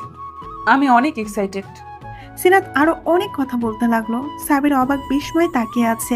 সিরাতের আঁচল মাটিতে গড়াগড়ি খাচ্ছে। খোলা চুলে স্নিগ্ধ মুখে হাত নাড়িয়ে নাড়িয়ে বোঝানোর অঙ্গিতে অসীম প্রফুল্লতা নিয়ে অনর্গল কথা বলেই যাচ্ছেন। সাবিরের ক্রমশ গলা শুকিয়ে আসছে। সিরাত এত কথা বলতে পারে জানা ছিল না তার। এত চঞ্চলতা আগে নজরে আসেনি। এক প্রকার ঘুরে চলে গেল। মূলত অস্বস্তি কাটাতে বাগানে নিয়ে কথা বলছিল সে। গোল লাগা দৃষ্টিতেই বলতে লাগলো, তো এসব গাছ কে এনে দেয়? সিরাত সাবিরের দিকে না তাকিয়ে বলতে লাগলো, ঠোঁটের কোণে কিঞ্চিত হাসির রেখা রেখে, আব্বু আনে, আমি আনতে বলি। টব কে আনে? বেশিরভাগ আব্বু এনে দেয়, তবে আমিও কলেজ থেকে আসার সময় কিনে আনি। ভাবছি একটা বেলি ফুলের চারা আনবো, অনেক ভালো হবে, তাই না? সিরাত এবার সাবিরের দিকে তাকালো। সাবিরের অন্যরকম দৃষ্টি থেকে তার চাঞ্চলতা হারিয়ে গেল। ভর করলো একরাশ লজ্জা। চুল ঠিক করার বাহানায় সে অন্যদিকে ঘুরে গেল। সাবির নিঃসন্দেহে হেসে সিরাতকে কাছে টানলো। সিরাত ভয়ে ভয়ে এদিক ওইদিক তাকাচ্ছে, মুখ বন্ধ হয়ে গেছে। সাবির সিরাতকে নিচের দিকে ঘুরিয়ে সামনের চুলগুলো কানে গুজে দিতে দিতে আকুল কণ্ঠে বলল, রাত, প্লিজ বিয়েতে রাজি হয়ে যাও। আমি তোমাকে কিভাবে এক্সপ্লেইন করব জানি না। How much I love you. আমি জানি তুমি পড়তে চাও। বিশ্বাস করো, তুমি যা চাও তাই হবে। আমি তোমাকে বাধা দেব না। তুমি বিয়েতে অমত করো না। সিরাত কিছু না বলে মাথা নিচু করে শুনতে লাগলো। ইভেন দো মা যে এখানে আসবে আমি জানতামই না। কাল তোমার কথা মাকে বলেছিলাম। বাসার ঠিকানা নিয়ে যে এখানে আসবে আমার ধারণাতেও ছিল না। তোমাকে খুব পছন্দ হয়েছে সবার। I am sorry. তোমার বিয়ে যদি আমার সাথে না হয় আর কারোর সাথে হতে দেব না। সিরাত শুধু বিড়বিড় করলো, আপনার মা আপনার চেয়েও ফার্স্ট। সেদিনের মতো সাবির আর তার মা চলে গেল। জসিরাতের বাবা বিয়েতে মত দিয়ে দিয়েছেন। তিনি সাবিরকে মেয়ে জামাই করতে রাজি। শুধু তাই নয়, আগামী মাসেই সাবিরের মা সিরাতকে বউ করে ঘরে তুলতে চান। সাবিররা চলে যাবার পর সিরাতের মা পুরো বিল্ডিং এ মিষ্টি বিলি করলেন। অন্যদিকে সব শুনে সিরাত তপ্তা মেরে বসে পড়লো ফ্লোরে। কোনো প্রতিক্রিয়া করছে না দেখে তানিশা তার হাত ধরে ঝাঁকাতে লাগলো। তবুও সিরাত নির্বাকার। হুট করে বলে বসলো, আন্টি আমাকে মেরে ফেলো, আমি ওই পাগলকে বিয়ে করতে পারবো না। শুধু ওই পাগলকে বিয়ে কেন, আমি এখন বিয়েই করবো না, আমি পালিয়ে যাব। তানিশা ব্যাপারটাকে হালকাভাবেই নিল, কারণ সিরাত মুখে অনেক বড় বড় কথা বলে কিন্তু কাজের বেলায় ফাঁকা। পাগল হয়ে গেছিস? আন্টি তুমি খেয়াল করেছো মা বাবা কেউ আমার কোনো মত নেয়নি? আমার কি কোনো কথা থাকতে পারে না? আমি এত পর হয়ে গেছি, আমি পালিয়ে যাব আন্টি, সত্যিই পালিয়ে যাব। তুই যাই বলিস ভাই, সাবিরের কিন্তু দম আছে, মানতেই হবে। ভাবা যায় সেদিন তোকে এক পলক দেখার জন্য একেবারে গ্রামে গিয়ে হাজির হয়েছিল, যাকে তুই তো ঠিক মতো চিনতিসই না। সেই ছেলেটাই আজ তোর হবু বর। তুই যেমন বিহেভ করিস, ছেলেটা কিন্তু মোটেও খারাপ না, ভালোবাসে তোকে। সিরাত এবার চোখ গরম করে তাকালো। আন্টি আমাকে কনভিন্স করার চেষ্টা করবে না, থাক, তুমিও আমার কথার গুরুত্ব দিচ্ছ না। আরো কয়েকটা দিন গেল। সিরাত সেই দিনের পর থেকে আর কলেজে যায়নি। না, কেউ মানা করেনি, ইচ্ছে করেই যাচ্ছে না। শেষমেশ থাকতে না পেরে তার মা বলল, কি রে, কলেজে যাচ্ছিস না কয়দিন? সিরাত গলা উঁচু করে বলল, কলেজে গিয়ে কি হবে মা, এমনিতেও বিয়ে হয়ে যাবে। পড়ালেখা থেকে মন উঠে গেছে তাহলে? মন থেকে কি হবে মা, এমনিতেও বিয়ে হয়ে যাবে। চাবি তোকে কল করলে রিসিভ করিস না কেন? কথা বলে কি হবে মা, এমনিতেও বিয়ে হয়ে যাবে। কথাটা বলেই জিভ কাটলো সিরাত। কি বলতে কি বলে ফেলেছে। ইস, মাথা নিচু করে নিজের রুমে চলে এলো। তানিশা মাত্রই তার বরের সাথে কথা বলে বারান্দা থেকে এসেছে। সিরাতকে লজ্জা পেতে দেখে ভ্রু কুঁচকিয়ে এলো তার। মাথায় টোকা দিয়ে বলল, কি ব্যাপার? ব্যাপার হলো তোমরা আমার কথার গুরুত্ব দিচ্ছ না, আমি সত্যিই পালিয়ে যাব। তানিশা মুখ বাঁকিয়ে বলল, দেখা যাবে। সে কথা বাদ দাও, তুমি নাকি চলে যাবে বলেছো। শুনো, তুমি এখন যেতে পারবে না। গ্রামে গিয়ে কি করবে? আপাও তাই বলল। দেখি তোর খালু যদি অনুমতি দেয় তাহলে থাকবো। আমি ওনাকে বুঝিয়ে বলবো, তুমি চিন্তা করো না। আচ্ছা। পরের দিন সকাল, সিরাত সুযোগ সন্ধানের দৃষ্টিতে সবার মতে করতে পর্যবেক্ষণ করছে। আজও সে কলেজে যায়নি। বাবা অফিসে, ইফতিও স্কুলে, মা গেছে পাশের বাড়িতে, আর তানিশা ঘুমোচ্ছে। এই সুযোগের অপেক্ষায় ছিল সিরাত। তার কথাকে আজ কাজে পরিণত করবেই করবে। আজ বাড়ি থেকে পালিয়ে যাবেই যাবে। যেই ভাবা সেই কাজ। নিজে জমানো টাকা যা আছে তা নিয়ে একেবারে রেডি হয়ে রাস্তায় পর্যন্ত চলে এলো। মোবাইলটা সুইচ অফ করে ভাবতে লাগলো, কোথায় যাবে এখন? লাইব্রেরিতে যাওয়া যায়, এখানে ঘন্টার পর ঘন্টা বসে থাকলেও কেউ কিচ্ছু বলবে না। ফুরফুরে মেজাজে লাইব্রেরিতে গেল সিরাত। একটা ইংরেজি নভেল বুক হাতে নিয়ে বেশ কিছুক্ষণ নাড়াচাড়া করলো। ঘন্টার পর ঘন্টা পেরিয়ে যাচ্ছে। এদিকে সিরাতের মা চিন্তা হচ্ছে। মা চিন্তায় এতক্ষণে বাড়িতে চলে এসেছে। তানিশা আন্টি জেগে গেছে। বাবাকে কল করে বলে দিয়েছে ইফতি হয়তো কান্না শুরু করে দিয়েছে। থানায় গিয়ে ডায়েরি করেছে। পত্রিকায়ও তার ছবি দিয়ে নিখুঁত সংবাদ ছাপা হয়েছে। ধুর, এসব কি ভাবছে সে? একটু বেশি হয়ে গেল না? একরাশ দ্বিধা নিয়ে মোবাইলটা অন করলো। 20 মিনিট পার হয়ে গেল কিন্তু কেউ কল করলো না। কি ব্যাপার? এতক্ষণে তো সখানে কল আসার কথা। ভেবে চিন্তা আবার মোবাইলটা অফ করে আশেপাশে তাকালো। লাইব্রেরিয়ান ছেলেটাকে কেমন চোখে যেন তাকাচ্ছে। এদিক খিদেই পেট চুচু করছে।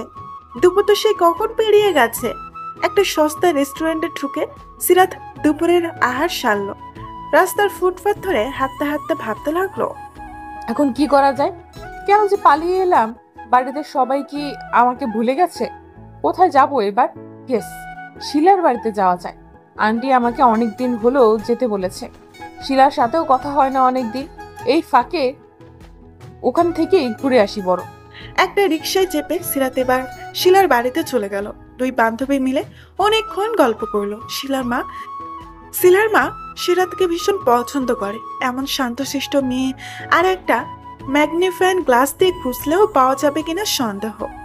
সেই শান্ত বিশিষ্ট, লেজহীন বিশিষ্ট সিরাত নামের মেয়েটা যে বাড়ি থেকে পালিয়ে এসেছে শুনলেই বুড়ো বয়সা হার্ট অ্যাটাক করতে হতো ওনাকে। সন্ধ্যার সময় সিরাত এবার গাই গুই শুরু করেছে। কি করবে বুঝতে পারছে না। মনের ভিতর কু ডাকছে, বাড়ি যেতে ইচ্ছে করছে। মাস ওর ঠ্যাং ভেঙে ফেলবে নির্ঘাত। বাবা মিনিটে মিনিটে একটা করে চর মারবে। তানিশা আন্টিও হয়তো রাগ করে কথা বলবে না। রাগে দুঃখে সিরাত কেঁদে দিল। আকাশসম রাগ নিয়ে সিরাত এক ভয়ঙ্কর কাণ্ড করে বসলো। মোবাইল অন করে সরাসরি সাবিরকে কল করলো। ওপাশ থেকে রিসিভ হতেই প্রকাশ্যকে কণ্ঠে বলল, শুনেন, আপনারা জন্য আমি বাড়ি থেকে পালিয়ে এসেছি। সব আপনার দোষ। এখন আপনি এর দায়ভার নেবেন। আমাকে বাড়ি পৌঁছে দিয়ে আসবেন। সিরাত নিজের কণ্ঠস্বরকে কঠিন করার চেষ্টা করলো, কিন্তু সে সক্ষম হলো না। আগের মতোই কঠিন শোনালো। এতে নিজের উপর আরো রাগ এসে জমা হলো। ফোনের ওপাশ থেকে সাবির কমল গড়ায় তাকে কয়েক দফা অবাক করে দিয়ে বলল, জান, এসব কথা নিচে এসে বলো। আমি তোমার জন্য সেই কখন থেকে অপেক্ষা করছি জানো। তাড়াতাড়ি এসো। সিরাত অবাকের শেষ পৌঁছায় গিয়ে হা করে রইল। মানে কি, মজা করছে নাকি আবার? মিনিট খানেক চুপ করে আবার বলল, আপনি কি আমার সাথে মজা করছেন? মজা করব কেন রে বাবা, আমার অলরেডি ঘুম পাচ্ছে, প্লিজ। সাবিরের কণ্ঠে এবার বিরক্তির প্রকাশ পেল। সিরাত কল কেটে তড়িঘড়ি শিলাকে বিদায় জানিয়ে নিচে এলো। এদিক ওইদিক উকি দিয়ে সাবিরের কোনো ছায়াকেও দেখতে পেল না। সিরাত রাগ নিয়ে আবার কল করলো সাবিরের ফোনে। আশ্চর্য, এতক্ষণ ফোন অন করার পরেও বাড়ি থেকে একটাও কল এলো না। কেউ না করুক, তানিশা আন্টিও এমন করলো। সত্যি কি সবাই ভুলে গেছে? সিরাতকে মোবাইল কানে দিতেও হলো না। তার আগে সাবির একটা গাড়ির ভেতর থেকে বেরিয়ে এলো। সাবিরকে দেখেই সিরাত কাছুমাছু করে মোবাইল ব্যাগে রেখে মাথা নিচু করে রইল। এই লোকটাকে দেখলেই তার সব ছেড়ে ছুঁড়ে পালিয়ে যেতে ইচ্ছে করে। বুকের অসম্ভব পরিমাণে ঢোল পিটায়। হার্টবিট বেড়ে গিয়ে অস্বাভাবিক হারে লাফাতে শুরু করে। তখন মনে হয় ওই টিপ টিপ শব্দটা তার আশেপাশে থাকা প্রত্যেকটা মানুষ শুনতে পাচ্ছে। লজ্জায় নুয়ে পড়তে চাই সিরাত। সাবির তাকে তাড়া দিল। সবার দ্বারা সবকিছু হয় না রাত। সারাদিন এদিক সেদিক ঘুরে বেড়ালে আর শেষে কি হলো? তোমার দৌড় কত দূর আমার জানা আছে। তাড়াতাড়ি তোমাকে বাসায় পৌঁছে দিতে হবে। তোমার বাবা আমার মাথা খেয়ে ফেলেছে। সিরাতকে আবার অবাক হতে হলো। আপনি সবকিছু জানতেন? সিরাতকে গাড়িতে উঠিয়ে সাবিরও পাশে বসলো। সামনে ড্রাইভার গাড়ি ড্রাইভ করছে। সাবিরের চোখে মুখে চিন্তার রেখা। ভ্রু কুঁচকিয়ে ড্রাইভারকে একের পর এক ধমক মেরে চলেছে সে। শান্ত, তোকে আমি বলেছিলাম শর্টকাট রোড দিয়ে যেতে, গাড়ি ঘোড়া তাড়াতাড়ি। কটা বাজে দেখেছিস? তোকে সাথে আনাটাই বোধহয় ভুল হয়েছে। ডিসগাস্টিং। সাবিরের এমন ব্যবহার দেখে সিরাত ভয় পেয়ে গেল। ভয়ে নিজেকে খানিকটা গুটিয়ে নিল। সাবিরের এমন ব্যবহার আজই প্রথম দেখছে সে। শান্ত নামে ছেলেটা তো টু শব্দটাও করলো না। সিরাত হলে নিশ্চিত কেঁদে দিত। এই লোকটাকে তো সেদিনই সে আর তানিশা মিলে অনেক কথা শুনিয়েছিল। বিশেষ করে তানিশা থাপ্পড় মারবে বলেছিল, তবুও সাবির কিছু বলেনি। আর আজ সামান্য একটা ব্যাপারে সাবিরের এত রাগ। রাত, তুমি কিছু খেয়েছো? কিছু কিনে আনবো? কোল্ড ড্রিঙ্কস, বার্গার, স্যান্ডউইচ খাবে? সিরাত মাথায় এদিক ওদিক করে না বোঝালো। সাবির শান্ত হলো না, আবার বলল, পানি খাবে? এই শান্ত, তোর পাশে আমি ফ্রেশ ওয়াটার রেখেছিলাম, দেখ তো। সিরাত অনুভব করলো আসলেই গলাটা শুকিয়ে একেবারে গ্রীষ্মকালের ক্ষমার মতো ফাটা চৌচির হয়ে গেছে। পানি এগিয়ে দিতেই ঢক ঢক করে বোতলের অর্ধেক পানি সাবার করে ফেলল। সাবির সিটে মাথা ঠেকিয়ে এক হাত চুল আঁকড়ে ধরে প্রশান্তের দৃষ্টিতে তাকিয়ে আছে। চোখে মুখে বিরাজ করছে মুগ্ধতা। বোতলে মুখ দিয়ে পানি খেতে গিয়ে ঠোঁটের কান্নিস পেয়ে পানি গড়িয়ে গলা পর্যন্ত ভিজে গেল সিরাতের। তবুও কোনো হেলদোল নেই তার। অন্য কেউ হলে নিশ্চয়ই মেকআপ, টিস্যু, লিপস্টিক নিয়ে ব্যস্ত পড়তো। একটা মেয়ে এতটা সাধারণ কিভাবে হতে পারে? তার ভয়ে ভয়ে তাকানো, ফিদু চোখে চাহনি, হুট করে হাসি, আদো আদো আলোতেও উজ্জ্বল হওয়া মুখশ্রী যা সবার চেয়ে আলাদা করে তোলে সিরাতকে। সাবির অতি কষ্টে চোখ সরিয়ে বাইরে দৃষ্টি রাখলো। এভাবে তাকিয়ে থাকতে দেখলে এই মেয়েটা আবার ভয় পেতে পারে।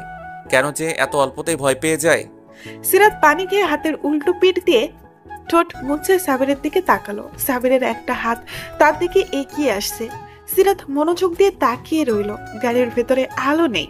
শহরের রাস্তা, আশেপাশে সোডিয়াম লাইটের আলোতে একটু একটু যা দেখা যায় তাতেই দেখতে পেল সাবিরের হাতটা আস্তে আস্তে তার ডান হাতের 5টা আঙুল দখল করে নিল। অথচ সাবির এখনো বাহিরেই তাকিয়ে আছে। দেখে মনে হবে সে সিরাতের হাত ধরেইনি। সিরাত হাতটা সরাতে চাইলো কিন্তু পারল না। ক্রমেই সাবির আরো শক্ত করে ধরলো তার হাতকে। সিরাতের কাঁপাকাঁপি বেড়ে গেল। পায়ের আঙুল সংকুচিত হয়ে আসছে। অন্য হাত দিয়ে জামা শক্ত করে মুঠ করে ধরে নিজেকে আয়ত্তে আনার চেষ্টা করলো সে। সামনে শান্ত নামের ছেলেটা আছে। ইস, যদি এক্ষুনি পেছনে ফিরে এই হাত ধরা অবস্থায় দেখে কি হবে? উফ, কি হবে তখন? লজ্জায় গা লাল হয়ে এলো তার। নিঃশ্বাসের ওঠানামা বেড়ে গেল। শান্ত যাতে না শুনতে পায় এমন ভাবে সাবিরের কাছে গিয়ে ফিস ফিস করে বলল, আমার হাত ছাড়ুন, কি করছেন? সাবির তৎক্ষণিক তার দিকে ফিরল। সিরাত থতমত খেয়ে মুখ সরিয়ে সোজা হয়ে বসলো। কি করছি আমি?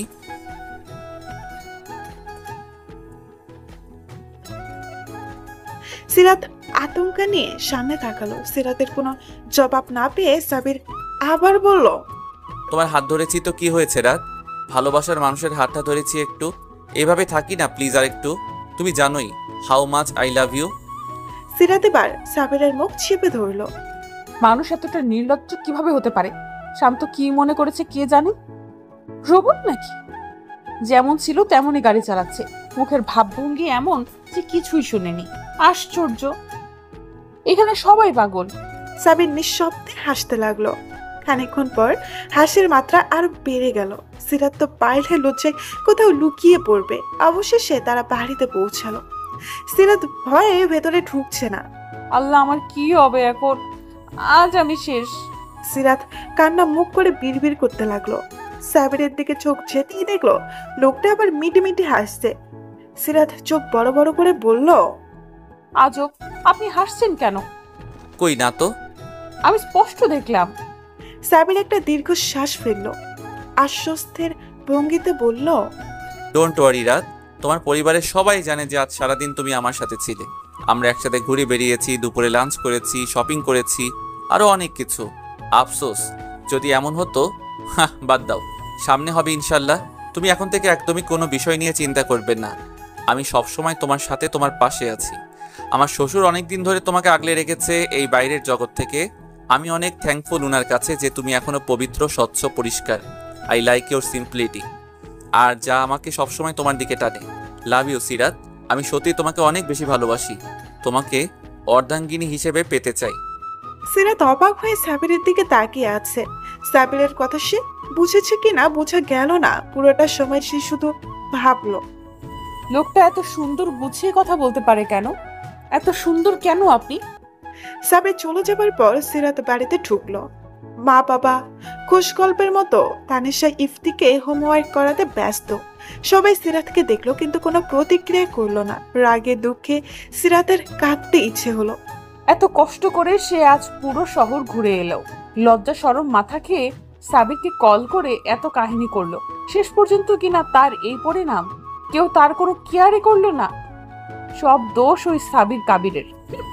সময় বহমান সিরাত আর সাবিরের বিয়ের দিন দরজায় করা নাড়তে শুরু করলো সবে। তাদের বিয়ে তেমন একটা জাঁকজমকপূর্ণ ভাবে হবে না। ইসলামের শরীয়ত যেমন কম খরচের সাদামাটা বিয়ের কথা বলা আছে, ঠিকই সেইভাবেই হবে। সাবিদের বাবা দেশে নেই, বিয়েতে থাকতে পারবে না। তিনি দেশে ফিরে রিসেপশন করা হবে বড় সড়ো করে। সিরাত এমন প্রায় সময় মনমরা হয়ে বসে থাকে, ঠিক মতো খায় না, কলেজেও যায় না, সাবিরের সাথে ইচ্ছে করে কথা বলে না। ভয়ে দিন দিন কেমন যেন আড়ষ্ট হয়ে যাচ্ছে। সাবিরকে সে ভয় পায়, খুবই ভয় পায়।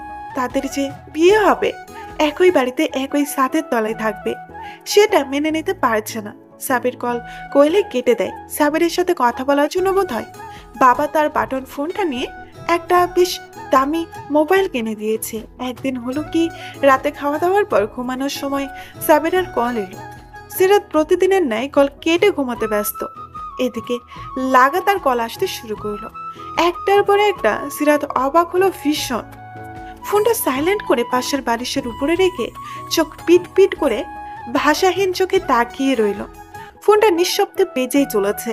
একবার কল কেটে যাওয়ায় আবার এলো, আবার মোবাইলের স্ক্রিনে স্পষ্ট লিখে আসছে বারবার, সাবির ইজ কলিং ইউ।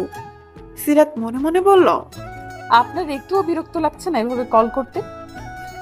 আসলেই আপনি পাগল। একসময় সিরাত ঘুমিয়ে গেল, রাতটা ওইভাবেই কাটিয়ে দিল। সকালে ঘুম ভাঙতেই সিরাতের নজর গেল পাশের বালিশের উপর রাখা ফোনটার দিকে। ভালো করে তাকাতে আটকে উঠল সে। এখনো সাবির কল করে চলেছে। কল কেটে গেলেই সিরাত ফোন চেক করলো, 1755টা মিস কল। বেকুব বুনে হাঁ করে তাকিয়ে রইল সিরাত। আবার ভয়ও হলো, কোনো বিপদে পড়েনি তো আবার।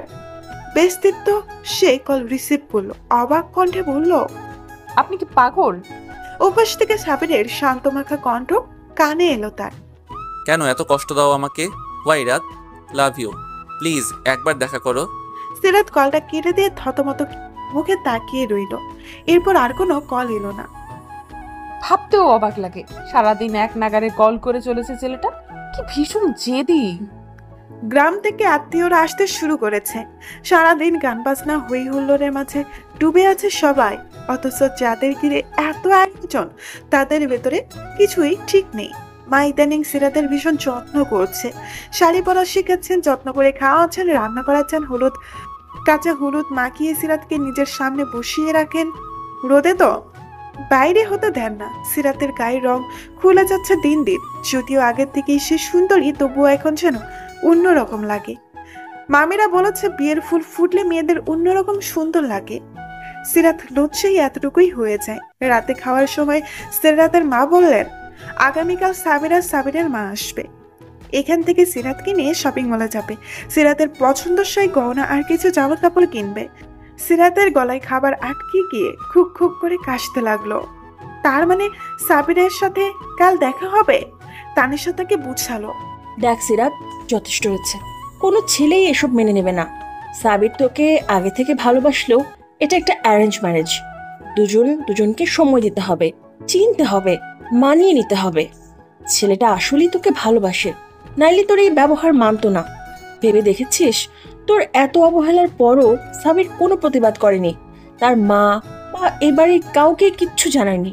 তোর ভাগ্য ভালো বলেই এত কিছু করতে পারছিস। তানিশা আরো অনেক কিছু বুঝালো, কিন্তু কাজ হলো না। সিরাত থ মেরে বসে রইল। আসলে সে নিজেও বুঝতে পারছে না তার এমন কেন হচ্ছে। সাবিরকে সে মেনে নিতে পারছে না, এই বিয়ের ব্যাপারটাই সে মেনে নিতে পারছে না। সাবিরের প্রতি কোনো আক্ষেপ, ঘৃণা, অবহেলা বা অতীতের কোনো খারাপ স্মৃতি কিচ্ছু নেই। নিজেকে কেন যেন এসবের প্রতি অপ্রস্তুত লাগে। তার আরো সময় প্রয়োজন। পরদিন যথাসময়ে সাবিরের মা সিরাতকে নিতে এলেন। সিরাত আগেই তৈরি হয়ে বসেছিল। সাবিরের মা এসেছে শুনে ভাবতে লাগলো, সাবির কি আসেনি? ড্রয়িং রুমে শুধু সাবিরের মাকে দেখা গেল। সিরাতও আগ বাড়িয়ে সাবিরের কথা জিজ্ঞেস করলো না। ঠোঁটের কোণে এক টুকরা হাসি বুলিয়ে সিরাত নিচে নেমে এলো। যাওয়ার আগে তানিশা ফিস ফিস করে বলল, সাবিরের সঙ্গে সব ঠিক করে নিতে, আর কয়দিন বাদে বিয়ে, এমন দূরত্ব আর মানা যায় না। নিচে নেমে সিরাত ছটকা খেলো। সাবির এসেছে, উপরে গেলে কি হতো? মনে মনে অবাক হলেও মুখে প্রকাশ করলো না সিরাত। গাড়ির সামনে তাকাতেই সাবির তাদের জন্য ডোর খুলে দিল। সাবিরের মা আইফের গাড়িতে বসলেন। সিরাত গাড়িতে উঠে বসতেই সাবির ডোর লক করে দিল। সিরাতের চোখ আপনা আপনি সেদিকে চলে গেল। সাবির কাতর দৃষ্টিতে তাকিয়ে আছে, হাজারো অভিমান নিয়ে এক নজরে তাকিয়ে আছে সিরাতের দিকে। সিরাত দৃষ্টি সরিয়ে চোখ ভিজিয়ে মাথা নিচু করে হাত মুসরামুসরি করতে লাগলো। এই মুহূর্তে তার কি করা উচিত ভেবে পাচ্ছে না। সাবির সামনে গিয়ে ড্রাইভারের পাশে সিটে বসলো। গাড়িতেও সিরাত চুপচাপ বসে রইল। সাবিরও মৌনতা পালন করে চলেছে। গোমট পরিস্থিতি বিরাজমান। সিরাত আনমনের সামনে সাবিরের দিকে তাকালো। লোকটার আচরণ আজ বেশ অদ্ভুত লাগছে। অন্য সময় হলে আগ বাড়িয়ে কথা বলতো, সবসময় হাসি লেগে থাকতো মুখে, কিন্তু আজ একবারও কথা বলেনি। সাবিরের চোখ মুখ অনেক শুকনো লাগছে। ভালো করে তাকালে বোঝা যাবে চোখ দুটো লাল হয়ে আছে। রাতে ঘুমায়নি না কি? কেন যেন সিরাতের খুব কাঁদতে ইচ্ছে হলো। সাবির এমন কেন করছে? একবারও জিজ্ঞেস করলেন না রাত কেমন আছো, কোনো সমস্যা হচ্ছে না তো? এই সময় সাবিরের মা তাদের দুইজনকে উদ্দেশ্য করে বললেন, তোমাদের মধ্যে কি কোনো ঝামেলা হয়েছে? মা তুই বল, আমার ছেলের কি অবস্থা কেন? সিরাত শুকনো কাশলো, কিছু বলল না। সামনে থেকে সাবিরকে বলল, আম্মু কাউকে কিছু বলার দরকার নেই, আমি ঠিক আছি। সিরাত অপমান বোধ করলেও কি বলবে খুঁজে পেল না। এরই মাঝেই তারা শপিং মলে চলে এলো। তাদের কথাও আর এগুলো না। সাবির কাকে যেন কল করতে করতে তার মা আর সিরাতকে নিয়ে মলের ভেতরে চলে গেল। নিচতলায় অনেক মানুষের ভিড়। সিরাতের পেছনে সাবির নানা মানুষের হাত বাঁচিয়ে সামনে হাঁটছে। সাবিরের চৌড়া বুকের সাথে সিরাতের মাথার সংঘর্ষ হচ্ছে পাহাড় পার। সিরাত অস্বস্তিতে মাটিতে মিশে যেতে চাইল। উপরের তলায় আসতেই ভিড় কমলো। নানা দোকান ঘুরে ফিরে জিনিস কিনছে সাবিরের মা। একটা লোক এসে যোগ দিল তাদের সাথে। লোকটাকে সিরাত চেনে না। সে ফর্মাল ড্রেসে শপিং মলের প্যাকেটগুলো নিয়ে তাদের সাথে হাঁটছে। গয়নার দোকানে ঢুকতেই সাবিরের মা বললেন সিরাতের নিজের পছন্দ মতো ডিজাইন চুজ করতে। তীব্র অস্বস্তি নিয়ে সিরাত বলল যা ইচ্ছে কিনতে। তার পছন্দ ভালো লাগে না। এই সময় সাবির তার পাশে এসে দাঁড়ালো। তুমি কি আমার জন্য আনইজি ফিল করছো? চলে যাব? সিরাত অসহায় চোখে তাকালো। সাবিরের আজকের ব্যবহারের সাথে সম্পূর্ণ পরিচিত সে। সাবির আবার বলল, শুনেছি কেনাকাটার ব্যাপারে মেয়েরা খুব সচেতন। একটা জিনিস কেনার জন্য 10 দোকান ঘুরবে। তুমি তো এমন কিছুই করলে না। অন্তত গয়না কি পছন্দ তা তো বলো। সিরাত হুট করে বলল, আপনারা অনেক বড় লোক তাই না? সিরাতের কথা শুনে সাবির জোরে জোরে হাসতে লাগলো। এই মেয়েটা এমন কেন? রাগ করেও থাকা যায় না। হাসি থামিয়ে বলল, তা তো সাবির খুব গরিব মানুষ, কিন্তু সিরাতের বরের অনেক টাকা। সিরাত আগামাথা কিছুই বুঝলো না। অবশেষে সিরাত আর সাবিরের মা দুইজন মিলে সিরাতের গয়না পছন্দ করলো। সিরাত শুধু তাদের হ্যাঁতে হ্যাঁ আর নাতে না মিলিয়েছে। সমস্ত কেনাকাটা শেষ। একটা ভালো রেস্টুরেন্টে খাওয়া দাওয়া সারলো তারা। সাবির ওই লোকটার সাথে প্যাকেটগুলো গাড়িতে রাখার জন্যই নিচে গেল। এখন টেবিলে আছে শুধু সাবিরের মা আর সিরাত। সিরাত সেই কখন থেকে টেবিলে না করছে, কোথাও মনোযোগ নেই তার। সাবিরের মা তা অনেকক্ষণ আগে থেকেই খেয়াল করে আসছে। তিনি তীক্ষ্ণ চোখে বললেন, তোদের মধ্যে সব ঠিকঠাক আছে তো? সিরাত বিষমকে অপ্রস্তুত হাসলো। শোনো মেয়ে, কিছু কথা বলি, মনোযোগ দিয়ে শোনো। একটা ছেলে তোমার কথা ভেবে দিন রাত পার করে, যার ঘরের দেয়ালে দেয়ালে শুধু তোমার ছবি। তোমার একটু কষ্ট যার সহ্য হয় না, আর একটু হাসিতে যার মুখে হাসি ফুটে। তোমাকে সন্তর্পণে আগলে রাখার যার সুখ, সে অন্তত আর কিছু পারুক না পারুক, তোমাকে প্রচন্ডভাবে ভালোবাসতে জানে। সময় থাকতে মানুষটাকে হাত করে নাও, এমন না হয় যে পরে পস্তাতে হবে। পরিপূর্ণভাবে ভালোবাসার জন্য এই জীবনটা খুব ছোট। কয়েক বছর ধরে আমার ছেলেটা ঠিকমতো ঘুমাচ্ছে না, খাবার খায় না, আমার সাথে ভালো মতো কথাও বলে না। আমি মা, আমি বুঝি। আমার ছেলেটা তোমাকে পাগলের মতো ভালোবাসে মা। সাবির আমার ছেলে বলে বলছি না, যেদিন প্রথম তোমাদের বাড়ি এলাম তার আগে কি হয়েছে শুনবে?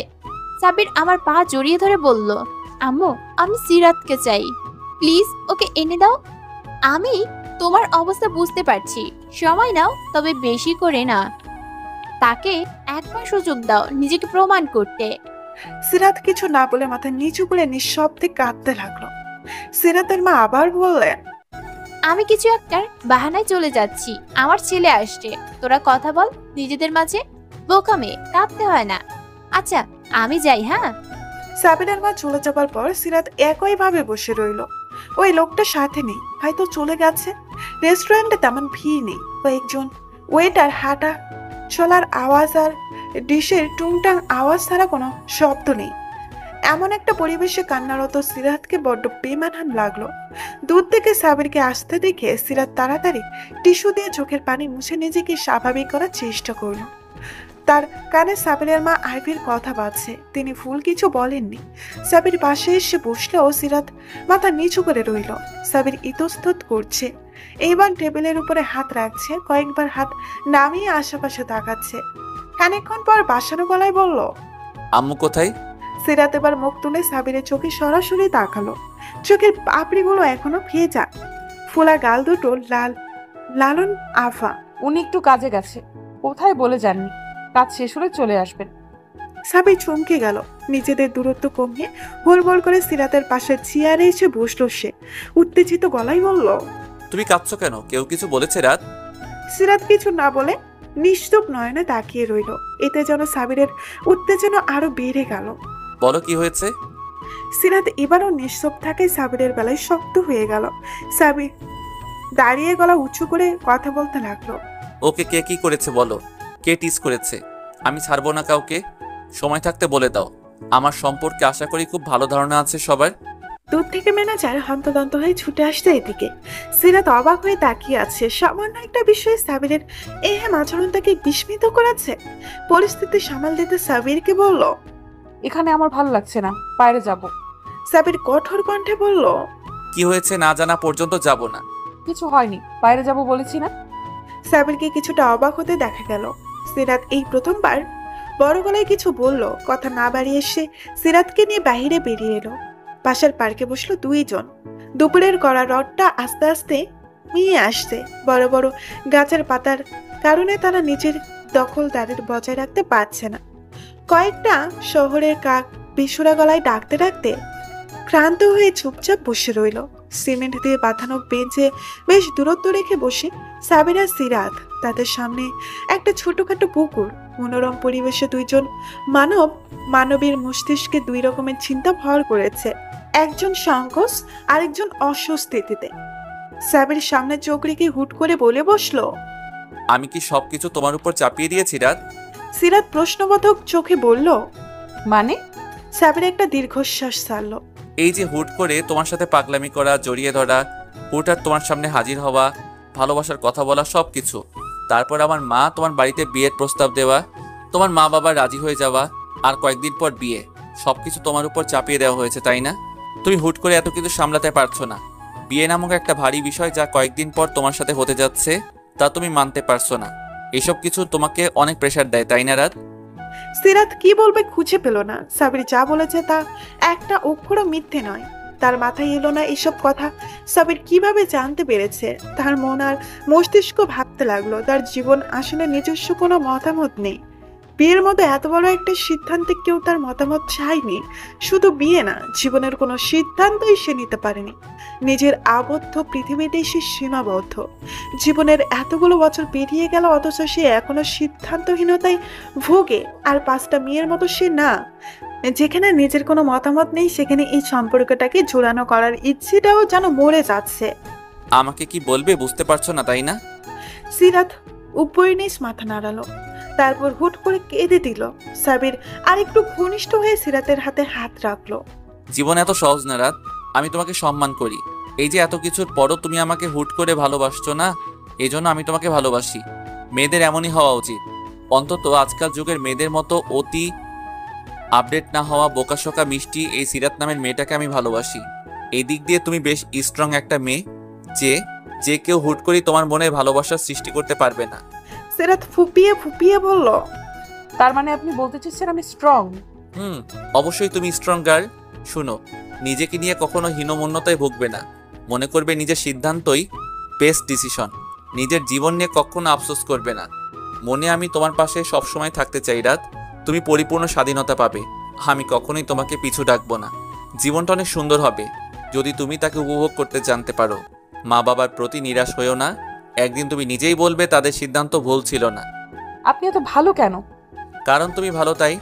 সত্যিই আমি স্বাধীনতা পাবো? পাবে, তবে তোমাকে নিজের কাছে রাখার দায়িত্ব আমার। সিরাতের মন এখন অনেকটা হালকা লাগছে। একটু আগেও পরিস্থিতি এমন ছিল না।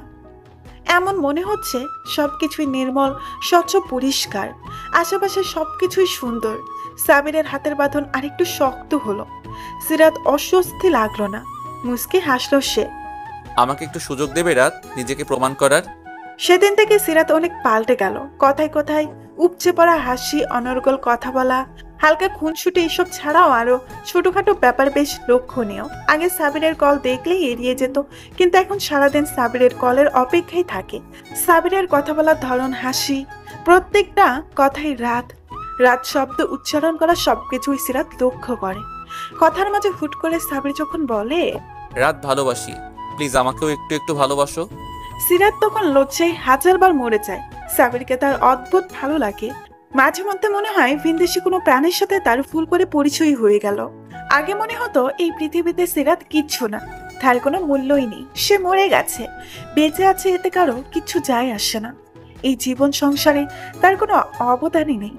এসব বিষয় নিয়ে হুট করে তার মন খারাপ হতো, কিন্তু এখন মনে হয় সে কারো কাছে খুব বিশেষ কেউ, ভীষণ স্পেশাল সে সাবিরের কাছে। তার মন খারাপের সাবিরের মন খারাপ হয়। হাসলে সাবিরের নিষ্ফলক তাকিয়ে থাকা, খুনসুটি নাটি বিষয় খেয়াল রাখা, সবকিছুই মনে করিয়ে দেয় এই পৃথিবীতে আরো মূল্য আছে। নিজস্ব পৃথিবীর বাইরে কেউ তাকে খুব করে চায়। সেই ভুল করে পরিচয় হওয়া ভিনদেশি প্রাণীটা তাকে আস্তে আস্তে জীবনের মানে শিখাচ্ছে কিভাবে একটু একটু করে ভালোবাসতে হয়। পৃথিবীতে সব মানুষকেই কারো না কারো কাছে খুব স্পেশাল। শুধু সঠিক মানুষকে নির্বাচন করতে জানতে হয়। একে অন্যের সময় দিয়ে দুটো পৃথিবীকে একে রূপান্তর করে জীবনকে উপভোগ করতে।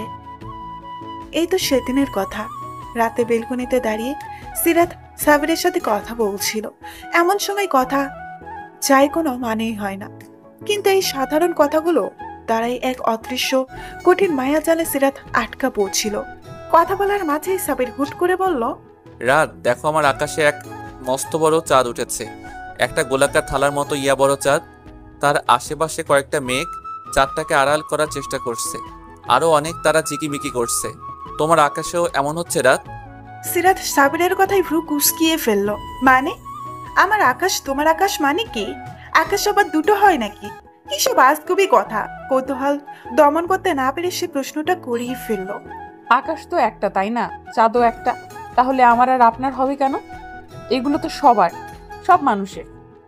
সাবির খুব হাসলো এমন কথা শুনে, তারপর নরম কণ্ঠে বলল, ভেবে নিতে দোষ কি বলো? ধরে নাও তোমার সামনে যে আকাশটা দেখছো ওটা তোমার, আর আমার সামনে যে আকাশ আছে এটা আমার। হয়ে গেল না তোমার আর আমার আকাশ? খুব কি ক্ষতি হয়ে যাবে এটা ভাবলে? সিরাত ভাবতে লাগলো, আমার আকাশ শুধুই আমার? এই চাঁদ আমার, ওই তারা আমার, আমার আকাশে চাঁদ উঠেছে, আমার আকাশে মেঘও আছে। সত্যিই তো, ভেবে নিতে দোষের কিচ্ছু নেই। অদ্ভুত ভালো লাগে। সাবিরের প্রতি ভালো লাগাটা দিন দিন যেন বেড়েই চলেছে। সাবিরের সাথে কথা বললে সময়গুলো হুট করেই শেষ হয়ে যায়। কখন যে সময়গুলো পালিয়ে যায় ঠাহর করতে পারে না সিরাত। তার মা বাবাও সাবির বলতে পাগল। সাবির পুরো পরিবারকে শপিং করে দিয়েছে কিছুদিন আগে। তারা যখন সাবিরের নাম করে সিরাত কান লাগিয়ে শোনার চেষ্টা করে।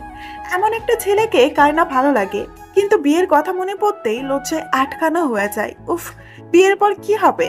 সাবির তো অনেক কিছু বলে, তখন তো একসাথে থাকতে হয়।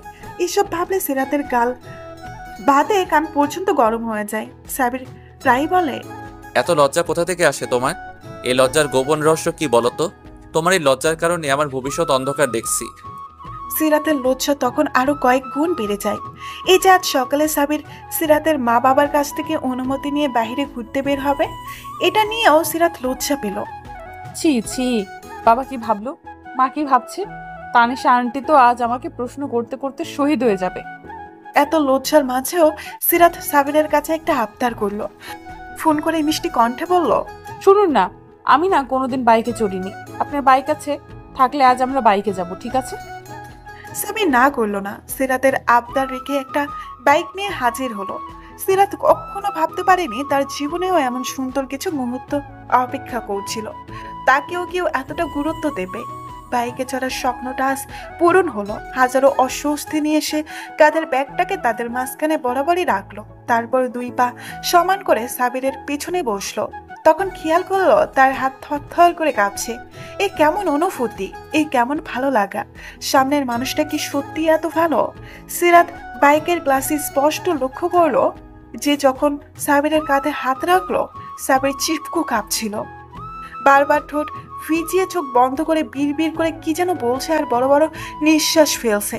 এইসবের মানে সিরাত জানে না, কিন্তু সাবির তো জানে। তার স্বপ্ন প্রিয়সী আজ নিজ থেকে ভরসা করে তার কাঁধে হাত রাখলো, তার পাশে বসলো। শুধুমাত্র সেই জানে তার মনে কেমন করে উথাল পাথাল করছে। প্রিয়সীর মন জেতা, একটুখানি অধিকার পাওয়াটাও প্রেমিকের মনে অনেক বড় জয়। সেদিন সাবিরের অস্থিরতা সিরাত টের পেল আরো কিছুক্ষণ পর, যখন সাবির কাউকে কল করতে পকেটে হাত দিল। মোবাইলের বদলে বেরিয়ে এলো টিভির রিমোট। অন্য পকেটে হাত দিতেই বেরিয়ে এলো চাবির রিংয়ের জায়গায় বেরিয়ে এলো ইনহেলার। টাকা ছাড়া শূন্য ম্যানি ব্যাগ নিয়ে চলে গেছে সে। এত কিছুর পর তার মুখটা দেখার মতো হলো। রাগ নিয়ে পানি খেতে নিলে পুরো গলা বুক পর্যন্ত ভিজিয়ে ফেললো। গলায় পানি আটকে কাশতে কাশতে হাঁপানি রোগের মতো অবস্থা হলো। সাবির নিজেকে গালি দিল না, কিন্তু নিজের বোকামের জন্য হালকা হাসলো। অনুভব করলো সিরাত তার জীবন খুবই গুরুত্বপূর্ণ। এই মেয়ের কথা ভাবতে ভাবতেই খেয়াল করবে বলে উত্তেজনায় সে আজ এতগুলো ফুল একসাথে করে ফেললো। অন্যদিকে সাবির ইহেম কাণ্ডে সিরাত অবাক চোখে তাকিয়ে রইল। একে পাগল না বলে আর কাকে বলবে? সে বলেই ফেললো, আপনি আসলেই একটা পাগল। সাবির মাথায় চুলগুলোকে হাত দিয়ে নেড়ে চেড়ে বিড়বিড় করলো, যদি তুমি জানতে রাত, যদি একটু বুঝতে। আচ্ছা, আজ যদি আপনার কাছে কোনো অন্যায় আবদার করে বসি, আপনি রাজি হবেন? সিরাতের বোকাশুকা কণ্ঠ শুনে ফোনের ওপাশ থেকে সাবির হালকা হাসলো। আজকাল প্রায় সময় সিরাত এটা ওটা আবদার করে বসে। সেদিন বলল ছেলেটার মতো সিগারেট টেস্ট করবে। সাবির মানা করেনি। একটা জ্বলন্ত সিগারেটের ধোঁয়া টানতেই সিরাত কাশতে কাশতে শেষ। এরপরে আবদার ছিল খোলা আকাশের নিচে ঘুড়ি উড়াবে। আরো কত অবুঝ আবদার। সাবির কখনো মানা করেনি, শুধু ভাবে মেয়েটা নিজের ভেতরে আরো কত ইচ্ছে চেপে রেখেছে কে জানে। যতটা চুপচাপ ভেবেছিলাম আসলে তেমন না। উফ, আমি পাগল হয়ে যাব। সিরাত অবাক হয়ে বলে, আমি এত কিছু চাই আপনার কাছে, যেখানে বারণ করার দরকার সেখানেও আপনি তাল দেন। তো কেন আমাকে বকেন না কেন আপনি? যা ইচ্ছে করো রাত, যখন মানা করার দরকার হবে আমি ডাকবো। জীবনে সবকিছু স্বাদ নিতে হয়। সিরাত খুশি হয় খুব সাবিরের কথা শুনে। ভালো লাগে লোকটাকে, তার ভীষণ ভালো লাগে। যা মনে আসে বলে দেয়, যা করতে ইচ্ছা করে প্রকাশ করে দিতে পারে। কোনো সংকোচ নেই, কিচ্ছু নেই। আছে শুধু একরাশ ভালো লাগার বিশ্বাস। ঝটপট দেরি না করে তাই সে আজকের আর যেটা শোনালো, আমি আপনার সাথে রাস্তার ফুটপাত ধরে হাঁটতে চাই। আমার আকাশে আজ চাঁদ উঠেছে, পুরো আকাশটাই স্বচ্ছ। আমি আপনার সাথে হাঁটবো, মৃদু বাতাস বইবে, সোডিয়াম লাইটের আলোতে পুরো রাস্তা ঝলমল করবে। রাস্তায় কিছু পথ শিশু আছে, ওরা নিশ্চয়ই এতক্ষণে জেগে আছে, ভাত রান্না করছে। আমি ওদের সাথে দেখা করব। আমার এই ইচ্ছেটা কি পূরণ হবে? সাবির একটা দীর্ঘশ্বাস ছাড়লো। বুকটায় হঠাৎ ধক পড়ে উঠলো। এখন দেখা করতে হবে? কটা বাজে? রাত 11টা। ইস, সিরাতের মতো যদি সেও হুটহাট এমন পাগলামি করতে পারত। তার তো ইচ্ছে করে এক্ষুনি সিরাত নামের মানুষটাকে তুলে এনে সামনে চেয়ারে বসিয়ে রেখে ঘন্টার পর ঘন্টা তাকিয়ে থাকতে। নিজের ইচ্ছেকে দমিয়ে সাবির বলল, ঠিক আছে আমি আসছি, তুমি সবকিছু ম্যানেজ করে নিচে এসো। সিরাত কল কেটে আনন্দে লাফাতে লাগলো। এত খুশি লাগছে কেন? তানিশা আন্টিকে বলে সিরাত রেডি হয়ে সোফায় বসে পা ঝুলিয়ে নাচতে লাগলো। তানিশা এই সময় বিষয়ে সিরাতকে খুব সাপোর্ট করে। বিয়ের আগে হবু বরের সাথে লুকিয়ে চুকিয়ে প্রেম করার মাঝেও একটা আলাদা আনন্দ থাকে। সেদিন সিরাত পরিবারের সবার আড়ালে সাবিরের সাথে দেখা করতে চলে যায়। সাবির নিচে বাইক নিয়ে দাঁড়িয়েছিল আগেই। সিরাতকে দেখে একটা হাসি উপহার দিল। সিরাত মুগ্ধ হয়, ছেলেটার হাসিও এত সুন্দর, কই আগে তো নজরে আসেনি, এখনই এত সুন্দর লাগছে। কে জানে সিরাতের বাইকের হেলমেট পরিয়ে সাবির ছুটে চলে অজানায় একটা নির্জন জায়গায় গাড়ি রেখে দুইজনে পায়ে পা মিলিয়ে হাঁটতে শুরু করে। চাঁদের আলোয় চারিদিকে আলোকিত, সাথে আরো আছে ল্যাম্পপোস্টের একগুচ্ছ কৃত্রিম আলো। সিরাত তো এমন একটা পরিবেশই চেয়েছিল। আহা, কি নির্মল বাতাস, কি সুন্দর এই রাতের শহরের রূপ। পথিমধ্যে এক ঝাঁক পথ শিশুদের সাথে তাতে দেখা হয়। সিরাত এক নজরে তাকিয়ে আছে। এ তো না পাওয়া অভাবের মাঝে থেকেও তাদের মুখে এক টুকরো হাসি লেগে আছে।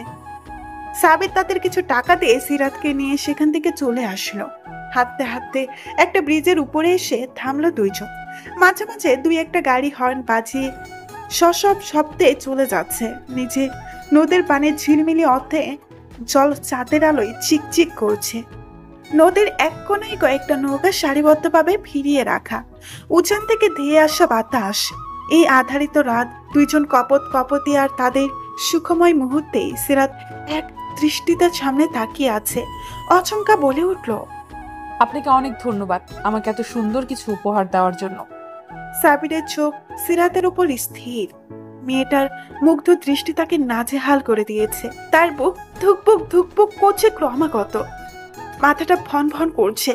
দ্রুত চোখে ফেলে জিভ দিয়ে ঠোঁট ভিজিয়ে চোখে জোরে জোরে শ্বাস নিল। সামনে চোখ রেখে বলল, রাত, আজ আমার আর তোমার অপরিচিত জীবনের শেষ একাকী মুহূর্ত। কাল আমাদের বিয়ের অনুষ্ঠান শুরু, তারপর থেকে আমাদের সম্পর্কের একটা নাম থাকবে। সবাই কত খুশি, তাই না? আজ মা কি করেছে জানো? আবার তোমার শাড়ি গয়না কিনে এনেছে, তোমাকে সারপ্রাইজ গিফট দিবে। আমি তোমাকে বলে দিলাম, মাকে বলো না আবার। সাবিরের এমন কথাই সিরাত আশা করেনি। সাবির তো ফুল কিছু বলেনি। আসলেই তো আজকের রাতটা তার জীবনের শেষ মুহূর্ত। এরপর থেকে সে হবে কারো স্ত্রী, কারো অর্ধাঙ্গিনী, আরো অনেকগুলো সম্পর্কের সাথে জড়িয়ে যাবে সে। সত্যি জীবনটা কি অদ্ভুত, হুট করে কখন কি হয়ে যায় বলা মুশকিল।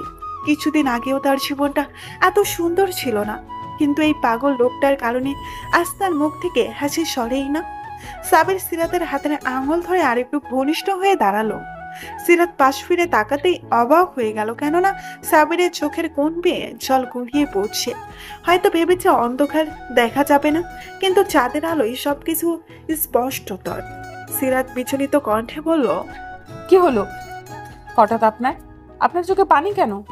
সাবির জোড়া চোখে একবার তাকিয়ে অন্যদিকে ফিরে গেল। সিরাত উদ্বেগ নিয়ে সাবিরের পাশে গিয়ে শান্ত কণ্ঠে বলল, কি হয়েছে বলুন না, আপনি কাঁদছেন কেন? সিরাত, আমার বিশ্বাস হচ্ছে না এখনো। আমি সত্যি তোমাকে পেতে যাচ্ছি। তুমি সত্যি আমার হবে, আমার ঘরে বউ হয়ে আসবে, লাল টুকটুকে শাড়ি পরে আমার সামনে ঘুরে বেড়াবে। এটা আমি বিশ্বাস করতে পারছি না রাত। আমি সত্যি তোমাকে অর্জন করতে চলেছি। সিরাত তাজ্জব বনে গেল। এই আবার কেমন কথা? একটা ছেলে কান্না করছে, তাও এই সামান্য একটা কারণে? সে কি এতটাই গুরুত্বপূর্ণ? সিরাতের হঠাৎ খুব কান্না পেল, কিন্তু কাঁদলো না, করুণ চোখে তাকিয়ে রইল। সাবির বলতে লাগলো, জানো, তোমাকে আমি প্রথম দেখেছিলাম একটা বিদ্যুৎ কেন্দ্রে। হয়তো তুমি তোমার কলেজ থেকে পিকনিকে এসেছিলে। সেদিন আমার ওখানে ডিউটি ছিল একজন মিনিস্টারকে নিরাপত্তার বিষয়ে। আমি সারাদিন তোমার উপর লক্ষ্য রাখছিলাম। কেন জানো? কারণ তোমার উপর সন্দেহ হচ্ছিল। চোরা চাহনিতে এদিক ওদিক তাকানো, চুপচাপ গম্ভীর নিজের মতো থাকতে গিয়ে দলছুট হয়ে গিয়েছিল। তারপর আবিষ্কার করলাম তুমি মেয়েটা আসলে এমনই, যেন তেন কারণে ভয় পাও, আবার কান্না করে দুনিয়া ভাসানোটাই তোমার স্বভাব। আমিও খুঁজতে পারিনি, কারণ এরপরেই বিদেশে একটা ট্রেনিংয়ে চলে যেতে হয়েছিল। শুধু তোমার কলেজ ইউনিফর্মে ব্যাজে থাকা কলেজের নামটা মনে ছিল। আমি পাগলের মতো তোমাকে খুঁজতে লাগলাম। বারবার মনে হচ্ছিল তোমার মতো কেউ নেই, তোমার মতো কেউ না, তোমাকে আমার চাই। তারপর একদিন তোমাকে খুঁজে পেলাম সেই রেস্টুরেন্টে। সেই থেকে তোমাকে আর ছাড়িনি। তুমি ভাবতেও পারবে না আমি কতটা খুশি হয়েছিলাম। সেই থেকে আজ পর্যন্ত সবকিছু একটা স্বপ্নের মতো। রাত, তুমি ভাবতেও পারবে না আমি কতটা চাই তোমাকে। তোমার আগমন আমাকে কতটা বদলে দিয়েছে। সিরাতের চোখের কান্নিস্বে জল গড়িয়ে পড়ছে।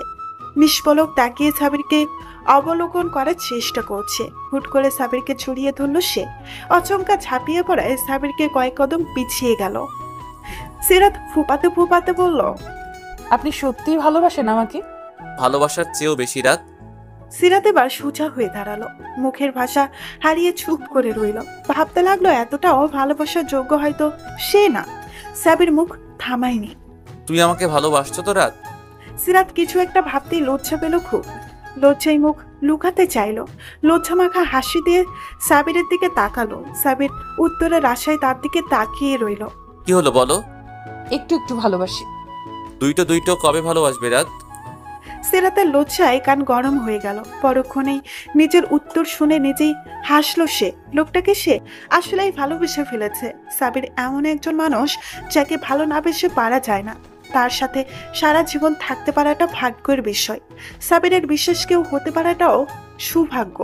এইসব আর মাত্র কয়েকটা ঘন্টা, তারপর দুজনে একসাথে গাঁথা পড়বে বিয়ে নামক বন্ধনে। শুরু হবে একসাথে পথ চলা, সূচনা হবে এক নতুন অধ্যায়ের। সাবিরকে আরেকটু খুশি করতেই সিরাত বলল, আচ্ছা যান, আমি আপনি তিনটু ভালোবাসি। এবার খুশি? সাবিরের প্রশান্তিময় হাসিটা সিরাতের কানে ঝংকার তোলার মতো বাজতে লাগলো। সামনের দিনগুলো ভীষণ সুখময় হতে চলেছে। হাই বন্ধুরা, গল্পটা কেমন লাগলো অবশ্যই কমেন্ট করে জানাবেন। আর যারা এখনো চ্যানেলটিকে সাবস্ক্রাইব করেনি তারা অবশ্যই চ্যানেলটি সাবস্ক্রাইব করে রাখুন।